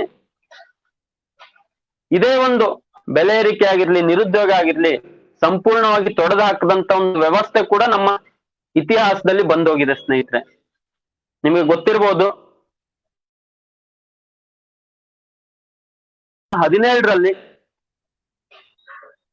ಕಾರ್ಮಿಕ ವರ್ಗದ ಮಹಾನಾಯಕರಾಗಿದ್ದಂತ ಲೆನಿನ್ ರವರ ನೇತೃತ್ವದಲ್ಲಿ ಒಂದು ಕಾರ್ಮಿಕ ವರ್ಗದ ಕ್ರಾಂತಿ ನೆರವೇರಿತು, ಸಮಾಜವಾದಿ ಕ್ರಾಂತಿ ಆಯ್ತು. ಅದಾದ ನಂತರ ಇಡೀ ದೇಶದಲ್ಲಿ ಇತಿಹಾಸದಲ್ಲಿ ದಾಖಲಾಗಿರುವಂತದ್ದು 1917ರಲ್ಲಿ ಕ್ರಾಂತಿ ಆಯ್ತು. ಆದ್ರೆ 1929ರಷ್ಟೊತ್ತಿಗೆ ಆ ದೇಶದಲ್ಲಿ ಇದ್ದಂತ ಕೊನೆಯ ಎಂಪ್ಲಾಯ್ಮೆಂಟ್ ಎಕ್ಸ್ಚೇಂಜ್ ನ ಕ್ಲೋಸ್ ಮಾಡ್ತಾರೆ. ಯಾಕಂದ್ರೆ ಅಲ್ಲಿ ಉದ್ಯೋಗ ಕೇಳಿ ಯಾರು ಬರ್ತಿರ್ಲಿಲ್ಲ, ಎನ್ರೋಲ್ ಮಾಡ್ತಿರ್ಲಿಲ್ಲ ಎಂಪ್ಲಾಯ್ಮೆಂಟ್ ಎಕ್ಸ್ಚೇಂಜ್ ಒಳಗಡೆ. ಅಂದ್ರೆ ಬರೀ 12 ವರ್ಷದೊಳಗಡೆಗೆ ಸಂಪೂರ್ಣವಾಗಿ ನಿರುದ್ಯೋಗ ಸಮಸ್ಯೆನ ತೊಡೆದಾಕಿತ್ತು ಸ್ನೇಹಿತರೆ ಸಮಾಜವಾದಿ ವ್ಯವಸ್ಥೆ. ಅದೇ ರೀತಿ ಹಣದುಬ್ಬರ ಅನ್ನೋದು ಇರ್ಲಿಲ್ಲ ಆ ದೇಶದಲ್ಲಿ, ಬೆಲೆ ಏರಿಕೆ ಅನ್ನೋದು ನಾವು ಕಾಣ್ತಿರ್ಲಿಲ್ಲ. ಎಲ್ಲಿವರೆಗೂ ಆ ವ್ಯವಸ್ಥೆ ಇತ್ತು, ಸಮಾಜವಾದಿ ವ್ಯವಸ್ಥೆ, ಅಲ್ಲಿವರೆಗೂ ಕೂಡ ನಿರುದ್ಯೋಗ ಮತ್ತು ಬೆಲೆ ಏರಿಕೆ ನಾವು ಕೇಳಿಲ್ಲ ಸ್ನೇಹಿತರೆ. ಸೊ ಹಾಗಾದ್ರೆ ಇವತ್ತು ನಮ್ಮಲ್ಲಿರುವಂತ ಒಂದು ವ್ಯವಸ್ಥೆ, ಬಂಡವಾಳಶಾಹಿ ವ್ಯವಸ್ಥೆ ಏನಿದೆ, ಈ ವ್ಯವಸ್ಥೆ ಬದಲಾಗದ ಹೊರತು, ಒಂದು ಕ್ರಾಂತಿಯ ಮೂಲಕ ಒಂದು ಸಮಾಜವಾದಿ ವ್ಯವಸ್ಥೆ ಬರದ ಹೊರತು ಈ ಸಮಸ್ಯೆಗಳಿಗೆ ಸಂಪೂರ್ಣ ವಿರಾಮ ಇಲ್ಲ ಸ್ನೇಹಿತರೆ. ಆದ್ರೆ ಹಾಗಾದ್ರೆ ಅಲ್ಲಿ ತನಕ ಏನ್ ಮಾಡ್ಬೇಕು ನಾವುಗಳು, ಜನಸಾಮಾನ್ಯರು, ಮುಖ್ಯವಾಗಿ ಯುವಕರು, ಯುವ ಜನರು, ಇವತ್ತಿನ ಸಮಸ್ಯೆಗಳ ಬಗ್ಗೆ ಹಾಗಾದ್ರೆ ನಾವುಗಳು ಏನ್ ಮಾಡ್ಬೇಕು? ಇವತ್ತು ನಾವು ಸರ್ಕಾರಗಳ ಮೇಲೆ ಒತ್ತಡ ತರಬೇಕಾಗಿದೆ ಸ್ನೇಹಿತರೆ, ಒಂದು ಸಂಘಟಿತ ಹೋರಾಟದ ಮೂಲಕ. ಯಾಕಂದ್ರೆ ನಾನು ಆಗ್ಲೇ ಹೇಳ್ದಾಗೆ ಈ ಒಂದು ವ್ಯವಸ್ಥೆ ಒಳಗಡೆ ಕೂಡ ಸರ್ಕಾರಗಳು ನಿಜವಾಗ್ಲೂ ಪ್ರಾಮಾಣಿಕವಾಗಿದ್ರೆ ಜನಗಳಿಗೆ ಅಷ್ಟರ ಮಟ್ಟಿಗೆ ಉದ್ಯೋಗ ಸೃಷ್ಟಿ ಮಾಡಬಹುದು. ಜನಗಳ ಒಂದು ಅಗತ್ಯ ವಸ್ತುಗಳ ಬೆಲೆ ಏರಿಕೆಯನ್ನು ತಡೆಗಟ್ಟಬಹುದು. ಇವತ್ತು ಶ್ರಮ ಆಧಾರಿತ ಕೈಗಾರಿಕೆಗಳನ್ನು ಸರ್ಕಾರ ಪ್ರಾರಂಭ ಮಾಡಬಹುದು. ಇಲಾಖೆಗಳಲ್ಲಿ ಖಾಲಿ ಇರುವಂತಹ ಹುದ್ದೆಗಳನ್ನು ತುಂಬ್ಕೋಬಹುದು. ಕರ್ನಾಟಕದಲ್ಲೇ ನಾನು ಆಗ್ಲೇ ಹೇಳಿದಾಗ ಸುಮಾರು 2.5 ಲಕ್ಷ ಜಾಬ್ಸ್ ವೇಕೆಂಟ್ ಇದಾವೆ. ನೇಮಕಾತಿ ಮಾಡ್ಕೋಬೇಕು ಇವತ್ತು ಸರ್ಕಾರ. ಇಡೀ ರಾಷ್ಟ್ರ ಮಟ್ಟದಲ್ಲಿ ನೋಡಿದ್ರೆ ಸುಮಾರು 25ರಿಂದ 30 ಲಕ್ಷ ಹುದ್ದೆಗಳು ಖಾಲಿ ಇದಾವೆ. ಕೇಂದ್ರ ರಾಜ್ಯ ಸರ್ಕಾರಗಳ ಒಟ್ಟು ಹುದ್ದೆಗಳು ನೇಮಕಾತಿ ಮಾಡ್ಕೊಳ್ಬೇಕು ಇವತ್ತು ಸರ್ಕಾರಗಳು. ಹೊಸ ಹೊಸ ಇಂಡಸ್ಟ್ರಿಗಳನ್ನ ಇವತ್ತು ಸರ್ಕಾರ ಪ್ರಾರಂಭ ಮಾಡ್ಬೇಕು, ಯುವಕರಿಗೆ ಉದ್ಯೋಗ ಕೊಡ್ಬೇಕು ಅಂತೇಳಿ. ಮತ್ತೆ ಇವತ್ತೇನು ಗ್ಲೋಬಲ್ ಇನ್ವೆಸ್ಟರ್ ಜಿಮ್ ಅಂತೇಳಿ, ಗ್ಲೋಬಲ್ ಇನ್ವೆಸ್ಟರ್ ಮೀಟ್, ಈ ತರ ಹಲವಾರು ಒಂದು ಇನ್ವೆಸ್ಟರ್ಸ್ ನ ಕರೆದು ನಮ್ಮ ರಾಜ್ಯದಲ್ಲಿ ಕೂಡ ಮಾಡಿದ್ರು. ಈ ಹಿಂದೆ ಹಲವಾರು ಸಲ ಗ್ಲೋಬಲ್ ಇನ್ವೆಸ್ಟರ್ಸ್ ಮೀಟ್, ಈ ತರ ಬೇರೆ ಬೇರೆ ಹೆಸರಿನಲ್ಲಿ ಇನ್ವೆಸ್ಟ್ಮೆಂಟ್ ಗಳನ್ನ ದೇಶಕ್ಕೆ, ರಾಜ್ಯಕ್ಕೆ ಆಹ್ವಾನಿಸ್ತಾ ಇದ್ದಾರೆ. ಆದ್ರೆ ಸಾವಿರಾರು ಕೋಟಿ ರೂಪಾಯಿಯಲ್ಲಿರುವಂತಹ ಇನ್ವೆಸ್ಟ್ಮೆಂಟ್ ಇಂದ ಉದ್ಯೋಗ ಸೃಷ್ಟಿಯಾಗಿದೆ ಅಂತಂದ್ರೆ ಬೆರಳೆಣಿಕೆ ಎಷ್ಟು. ಇವತ್ತು ಯಾವ ಕಂಪನಿಗಳಿಗೆ ಇವತ್ತು ಸರ್ಕಾರಗಳು ಸೌಲಭ್ಯಗಳನ್ನು ಕೊಡ್ತಾ ಇದ್ದಾವೆ, ಒಂದು ನೀರು, ವಿದ್ಯುತ್, ಒಂದು ಜಗವನ್ನು ವ್ಯವಸ್ಥೆ ಮಾಡಿದ್ರೆ, ಸ್ಥಳವನ್ನು ವ್ಯವಸ್ಥೆ ಮಾಡಿಕೊಡ್ತಾ ಇದ್ದಾವೆ. ಆ ಒಂದು ಕಂಪನಿಗಳ ಮೇಲೆ ಬೈಂಡಿಂಗ್ ಹಾಕ್ಬೇಕು. ನೀವು ಇಷ್ಟು ಉದ್ಯೋಗನ ಸೃಷ್ಟಿ ಮಾಡ್ಲೇಬೇಕು, ಇಷ್ಟು ಉದ್ಯೋಗಗಳನ್ನ ನೀವು ಸೃಷ್ಟಿ ಮಾಡ್ಲೇಬೇಕು, ಇಷ್ಟು ಜನಗಳಿಗೆ ಉದ್ಯೋಗ ಕೊಡ್ಲೇಬೇಕು ಅಂತ ಕಾರ್ಪೊರೇಟ್ ಕಂಪನಿಗಳಿಗೆ ಬೈಂಡಿಂಗ್ ಹಾಕ್ಬೇಕು ಸರ್ಕಾರಗಳು. ಇಲ್ಲ ಅಂತಂದ್ರೆ ಕಾರ್ಪೊರೇಟ್ ಕಂಪನಿಗಳು ತಮ್ಮ ಲಾಭನೇ ಅವರ ಪ್ರೈಮ್ ಮೋಟಿವ್, ಉದ್ಯೋಗ ಸೃಷ್ಟಿ ಅವರ ಒಂದು ಪ್ರಯಾರಿಟಿ ಅಲ್ಲ. ಉದ್ಯೋಗ ಸೃಷ್ಟಿ ಮಾಡೋದಿಲ್ಲ, ದೇಶದ ಸಂಪತ್ತನ್ನ ಲೂಟಿ ಮಾಡ್ಕೊಂಡು ಅವರು ತಮ್ಮ ಲಾಭನ ದುಪ್ಪಟ್ಟು ಮಾಡ್ಕೊಳ್ತಾರೆ. ಸೊ ಇದನ್ನ ನಾವು ಇವತ್ತು ಸರ್ಕಾರಗಳನ್ನ ಕೇಳಬೇಕಾಗಿದೆ. ನೀವು ಇಲಾಖೆಗಳಲ್ಲಿ ಖಾಲಿ ಇರೋ ಹುದ್ದೆಗಳನ್ನು ತುಂಬಿಕೊಳ್ಳಿ. ಕೈಗಾರಿಕೆಗಳಿಗೆ ನೀವು ಸರ್ಕಾರದ ಸವಲತ್ತುಗಳನ್ನು ಕೊಡ್ಬೇಕಾದ್ರೆ ಅಲ್ಲಿ ಉದ್ಯೋಗನ ಎನ್ಶೂರ್ ಮಾಡ್ಕೊಳ್ಳುವಂತ ಒಂದು ಕಂಪನಿಗಳ ಜೊತೆ ಕಟ್ಟುನಿಟ್ಟಾದ ಕ್ರಮ ತಗೊಳ್ಳಿ. ಮತ್ತೊಂದ್ ಕಡೆಗೆ ಇವತ್ತೇನು ವಿಪರೀತ ಬೆಲೆ ಏರಿಕೆ ಆಗ್ತಾ ಇದೆ, ಅದರಲ್ಲಿ ಇವತ್ತು ನೀವು ಏನು ದುಪ್ಪಟ್ಟು 3 ಪಟ್ಟು ಲಾಭ ಮಾಡ್ಕೊಡ್ತಾ ಇದ್ದಾರೆ ಕಾರ್ಪೊರೇಟ್ ಕಂಪನಿಗಳು. ಅವ್ರಗಳ ಮೇಲೆ ತೆರಿಗೆನ ಹೆಚ್ಚಿಗೆ ಹಾಕಿ, ಲಕ್ಸುರಿ ಟ್ಯಾಕ್ಸ್ ನ ಹೆಚ್ಚಿಗೆ ಹಾಕಿ, ನೀವು ಅವರ ಲಾಭದ ಮೇಲೆ ತೆರಿಗೆನ ಹೆಚ್ಚಿಗೆ ಹಾಕಿ, ಜನಸಾಮಾನ್ಯರ ಮೇಲಲ್ಲ ಅಂತೇಳಿ ನಾವು ಕೇಳ್ಬೇಕಾಗಿದೆ ಸರ್ಕಾರನ ಇವತ್ತು. ಆ ಹಿನ್ನೆಲೆಯಲ್ಲಿ ಸ್ನೇಹಿತರೆ, ನಾವುಗಳು ಇವತ್ತು ಒಗ್ಗಟ್ಟಾಗ್ಬೇಕಾಗಿದೆ. ನಮ್ಮನ್ನ ಹಲವಾರು ರೀತಿಯಲ್ಲಿ ಹೊಡಿತಾರೆ ಇವತ್ತು ಆಳುವಂತವ್ರು, ಒಗ್ಗಟ್ಟಾಗ್ಬಾರ್ದು ಅಂತೇಳಿ. ಜಾತಿ ಹೆಸರಲ್ಲಿ, ಧರ್ಮದ ಹೆಸರಲ್ಲಿ, ಭಾಷೆ ಹೆಸರಲ್ಲಿ, ಗಡಿ ಹೆಸರಲ್ಲಿ, ಪ್ರಾದೇಶಿಕತೆ ಹೆಸರಲ್ಲಿ ಇವತ್ತು ನಮ್ಮನ್ನ ಇಬ್ಬಾಗ ಮಾಡ್ತಾರೆ ಆಳುವಂತವ್ರು. ಇವುಗಳ ಬಗ್ಗೆ ನಾವು ಪ್ರಜ್ಞಾವಂತರಾಗಿರ್ಬೇಕು. ಯುವ ಜನರು, ಇವತ್ತು ಜನಸಾಮಾನ್ಯರು,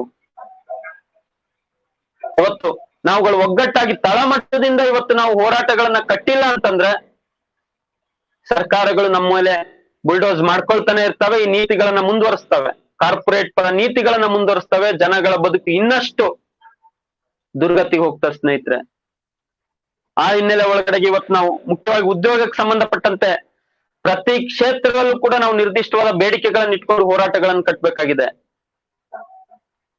ಜೊತೆಗೆ ಇಡೀ ರಾಜ್ಯ ಮಟ್ಟದಲ್ಲಾಗಿರ್ಲಿ, ದೇಶ ಮಟ್ಟದಲ್ಲಾಗಿರ್ಲಿ ಒಂದು ಯುವಜನ ನೀತಿನ ತನ್ನಿ, ಒಂದು ಸಮಗ್ರವಾದಂತ ಉದ್ಯೋಗ ನೀತಿನ ತನ್ನಿ ಅಂತ ನಾವು ಸರ್ಕಾರಗಳನ್ನು ಕೇಳಬೇಕಾಗಿದೆ. ಈ ವಿಷಯಗಳು ಚುನಾವಣೆ ವಿಷಯಗಳಾಗಬೇಕಾಗಿದ್ದಾವೆ ಸ್ನೇಹಿತರೆ. ಇವತ್ತು ಜನಗಳನ್ನ ಚುನಾವಣೆಗಳು ಬಂದಾಗ ಎಲ್ಲಾ ಪಕ್ಷಗಳು ಕೂಡ ಜನಗಳ ಭಾವನಾತ್ಮಕವಾದಂತಹ ವಿಷಯಗಳನ್ನ ತಗೊಂಡು ಚುನಾವಣೆಗಳನ್ನ ನಡೆಸ್ತಾ ಇದಾವೆ. ಜನಗಳ ಸೆಂಟಿಮೆಂಟ್ ನ ವೋಟ್ಗಳಾಗಿ ಕನ್ವರ್ಟ್ ಮಾಡ್ಕೊಳ್ತಾ ಇದಾರೆ ಸ್ನೇಹಿತರೆ.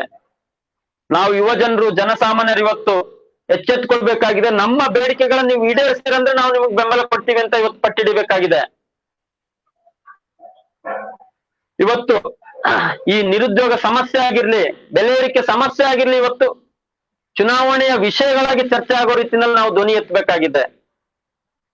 ಆ ಹಿನ್ನೆಲೆ ಒಳಗಡೆಗೆ ನಾವು ಹಳ್ಳಿಗಳಲ್ಲಿ, ಏರಿಯಾಗಳಲ್ಲಿ ಇವತ್ತು ಜನ ಸಮಿತಿಗಳನ್ನ ಮಾಡ್ಕೋಬೇಕು, ಹೋರಾಟ ಸಮಿತಿಗಳನ್ನ ಮಾಡ್ಕೋಬೇಕು. ಯುವ ಜನರು ಮುಖ್ಯವಾಗಿ ತಮ್ಮ ವಲಯವಾರು ಸಂಘಟನೆಗಳನ್ನ ಕಟ್ಕೋಬೇಕು. ನಾವು ಸರ್ಕಾರಗಳನ್ನ ನಿರಂತರವಾಗಿ ನಾವು ಒತ್ತಡ ತರಬೇಕಾಗುತ್ತೆ ಸರ್ಕಾರದ ಮೇಲೆ. ನೇಮಕಾತಿಗಳನ್ನ ಮಾಡ್ಕೊಳ್ಳಿ. ಇಲ್ಲಿ ಕರ್ನಾಟಕದ್ದೇ ಒಂದು ಉದಾಹರಣೆ ಹೇಳೋದಾದ್ರೆ, ಇತ್ತೀಚೆಗೆ ನೋಡ್ತಾ ಇದ್ವಿ KPSC ವೆಬ್ಸೈಟ್ 2016ರಿಂದ ಈಚೆಗೆ ಸುಮಾರು 29 ನೋಟಿಫಿಕೇಶನ್ ಬಿಟ್ಟಿದ್ದಾರೆ. ಬೇರೆ ಬೇರೆ ಜಾಬ್ ಕಾಲ್ಸ್ ಮಾಡಿರುವಂತದ್ದು, ಜಾಬಿಗೋಸ್ಕರ ಕಾಲ್ ಮಾಡಿರುವಂತದ್ದು. 50 ಜಾಬ್ಗಳು, 100 ಜಾಬ್ಗಳು, 1500, 2000 ಈ ತರ. ಆದ್ರೆ ಕಳೆದ 5 ವರ್ಷದಲ್ಲಿ ಯಾವುದೇ ಜಾಬ್ ಕೂಡ ಇನ್ನ ಕೈಗೆ ಅಪಾಯಿಂಟ್ಮೆಂಟ್ ಆರ್ಡರ್ ಬಂದಿಲ್ಲ, ಯಾರು ಜಾಯಿನ್ ಆಗಿಲ್ಲ. ಬೇರೆ ಬೇರೆ ಹಂತದಲ್ಲಿ 5 ವರ್ಷ ಆಗಿದೆ, ಬೇರೆ ಬೇರೆ ಹಂತದಲ್ಲಿದ.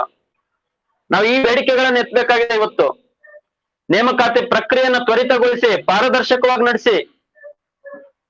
ಇವತ್ತಿನ KPSC ಭ್ರಷ್ಟಾಚಾರದ ಕೂಪ ಆಗಿದೆ. ನಿಮ್ಗೆ ಗೊತ್ತಿರ್ಬೋದು, ಇತ್ತೀಚೆಗೆ ಅಧ್ಯಕ್ಷರ ನೇಮಕಾತಿ ಬಗ್ಗೆನೆ ಇವತ್ತು ಜನಗಳು ಧ್ವನಿ ಎತ್ತಿದ್ರು. ನೇಮಕಾತಿ ಸರಿಯಾಗಿ ಆಗಿಲ್ಲ, ಅವ್ರನ್ನ ವಜಾಗೊಳಿಸಿ, ಪ್ರಾಮಾಣಿಕತೆ ಇರುವಂತವ್ರನ್ನ ತನ್ನಿ ಅಂತೇಳಿ.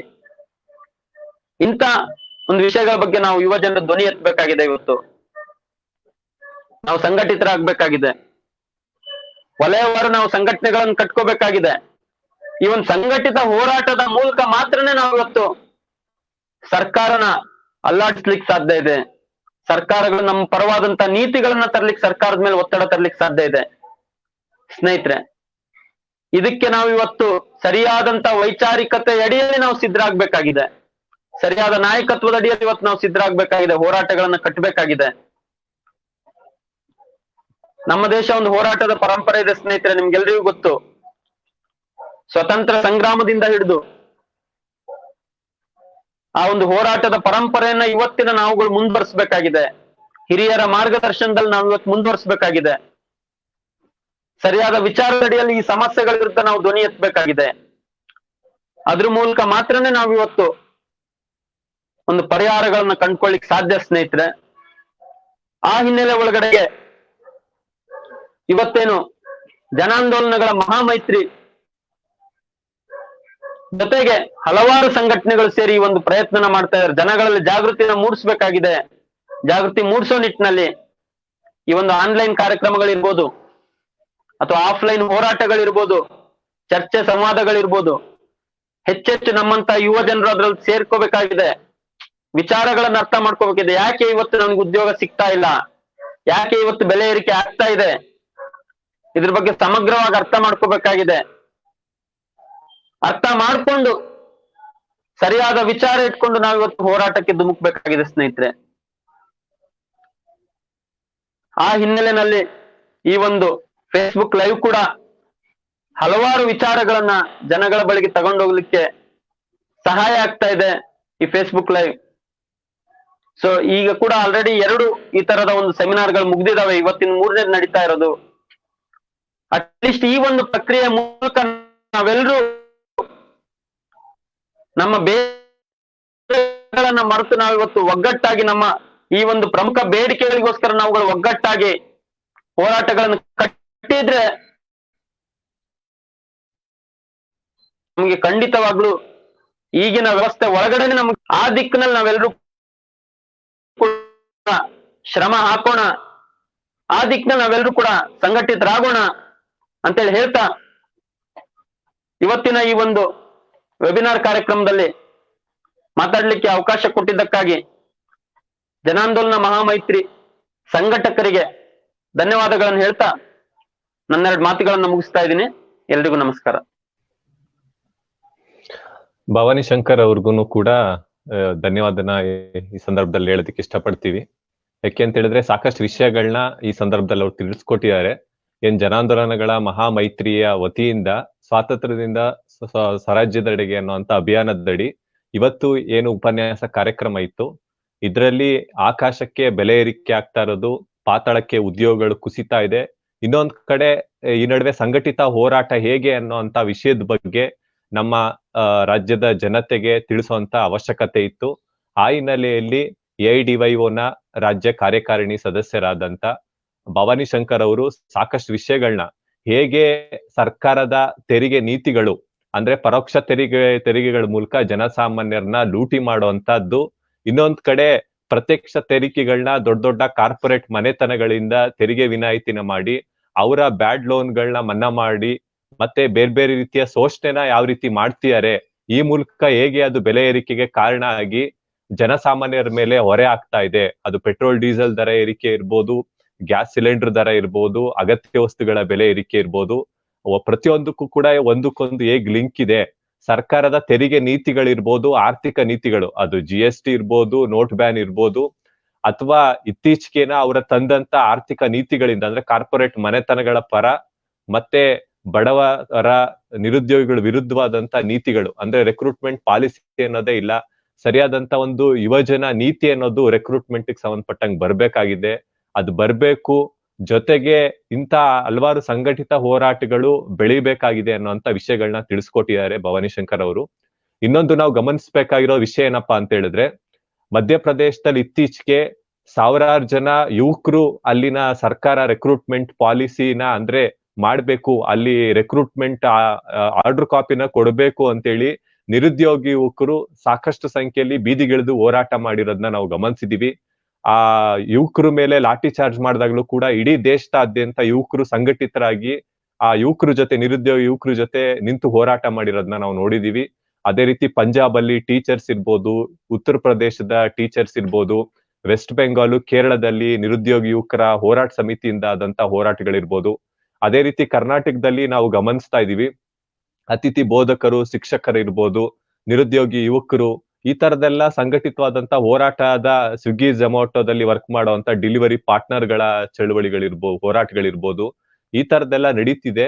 ಆ ಹೋರಾಟದ ಜೊತೆಗೆ AIDYO ಮಾಡಿರುವಂತ ಹೋರಾಟಗಳು, ವಿಷಯಗಳ ಬಗ್ಗೆನೂ ಸಾಕಷ್ಟು ತಿಳಿಸಿದ್ದಾರೆ.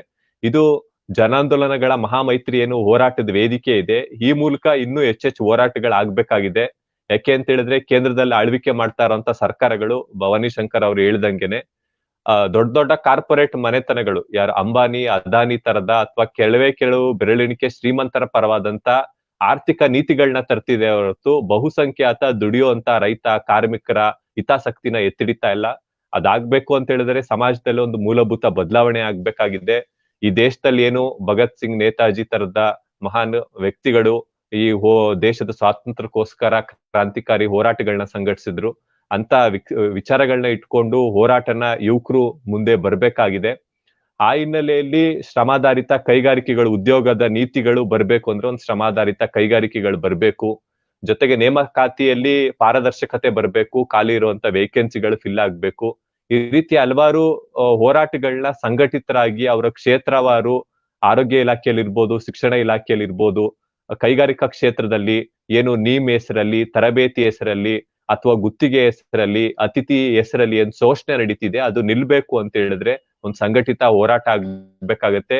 ಸರ್ಕಾರ ತರ್ತಾ ಇರುವಂತ ನೀತಿಗಳೇನಿದೆ, ತೆರಿಗೆ ನೀತಿಗಳು ಬದಲಾಗಬೇಕಾಗಿದೆ.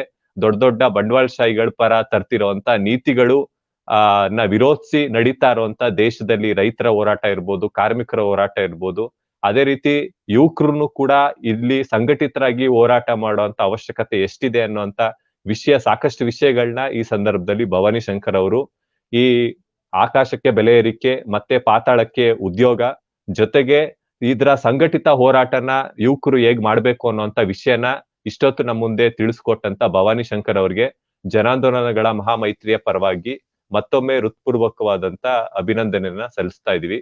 ಧನ್ಯವಾದ ಭವಾನಿ ಶಂಕರ್ ಅವರು. ನಮಸ್ಕಾರ. ಹಾಗಾಗಿ ಮುಂದಿನ ಕಾರ್ಯಕ್ರಮದ ಕುರಿತುನು ಕೂಡ ಸಾಕಷ್ಟು ವಿಷಯನ ನಮ್ಮ ಅಭಿರುಚಿ ಗಣೇಶ್ ಅವರು ಕೂಡ ಪ್ರಾಸ್ತಾವಿಕವಾಗಿ ಮಾತಾಡಿ ವಿಷಯನ ತಿಳಿಸಿದ್ದಾರೆ. ಹಾಗೆ ಇಲ್ಲಿಗೆ ಇವತ್ತಿನ ಕಾರ್ಯಕ್ರಮ ಏನು ಉಪನ್ಯಾಸ ಕಾರ್ಯಕ್ರಮ ಇತ್ತು, ಈ ಕಾರ್ಯಕ್ರಮನ ನಡ್ಸ್ಕೊಟ್ಟಂತ ಅಭಿರುಚಿ ಗಣೇಶ್ ಅವ್ರು ಇರ್ಬೋದು, ಮತ್ತೆ Bhavani Shankar AIDYO secretariat member ಆದ ಭವಾನಿ ಶಂಕರ್ ಅವ್ರು ಇರ್ಬೋದು, ಈ ಕಾರ್ಯಕ್ರಮಕ್ಕೆ ಆಗಮಿಸಿದಂತ ಎಲ್ಲಾ ಹೋರಾಟ ಪರ ಸ್ನೇಹಿತರಿರ್ಬೋದು ಅಥವಾ ಜನಾಂದೋಲನ ಮಹಾಮೈತ್ರಿ ಎಲ್ಲಾ ಹೋರಾಟಗಾರರು, ಪ್ರಗತಿಪರ ಸಂಘಟನೆಗಳ ಒಕ್ಕೂಟ ಏನಿದೆ ಅವರೆಲ್ರಿಗೂ ಕೂಡ ಮತ್ತೊಮ್ಮೆ ಹೋರಾಟದ ಅಭಿನಂದನೆಯನ್ನ ಸಲ್ಲಿಸ್ತಾ, ಮತ್ತೆ ಮುಂದಿನ ಕಾರ್ಯಕ್ರಮದಲ್ಲಿ ಇದೇ ರೀತಿ ಎಲ್ರು ಸಹಕಾರ ಕೊಟ್ಟು ಉಪನ್ಯಾಸ ಕಾರ್ಯಕ್ರಮನ ಯಶಸ್ವಿಗೊಳಿಸಿ ನಾವು ಮುಂದಿನ ಚಳುವಳಿನ ಬಲಿಷ್ಠಗೊಳಿಸ್ಬೇಕು ಅಂತ ಕೇಳ್ಕೊತಾ ಈ ಫೇಸ್ಬುಕ್ ಕಾರ್ಯಕ್ರಮ, ಲೈವ್ ಕಾರ್ಯಕ್ರಮ, ಉಪನ್ಯಾಸ ಕಾರ್ಯಕ್ರಮನ ನಾವ್ ಇಲ್ಲಿಗೆ ಮುಕ್ತಾಯ ಮಾಡ್ತಾ ಇದೀವಿ. ಎಲ್ರಿಗೂ ಧನ್ಯವಾದ. Thank you.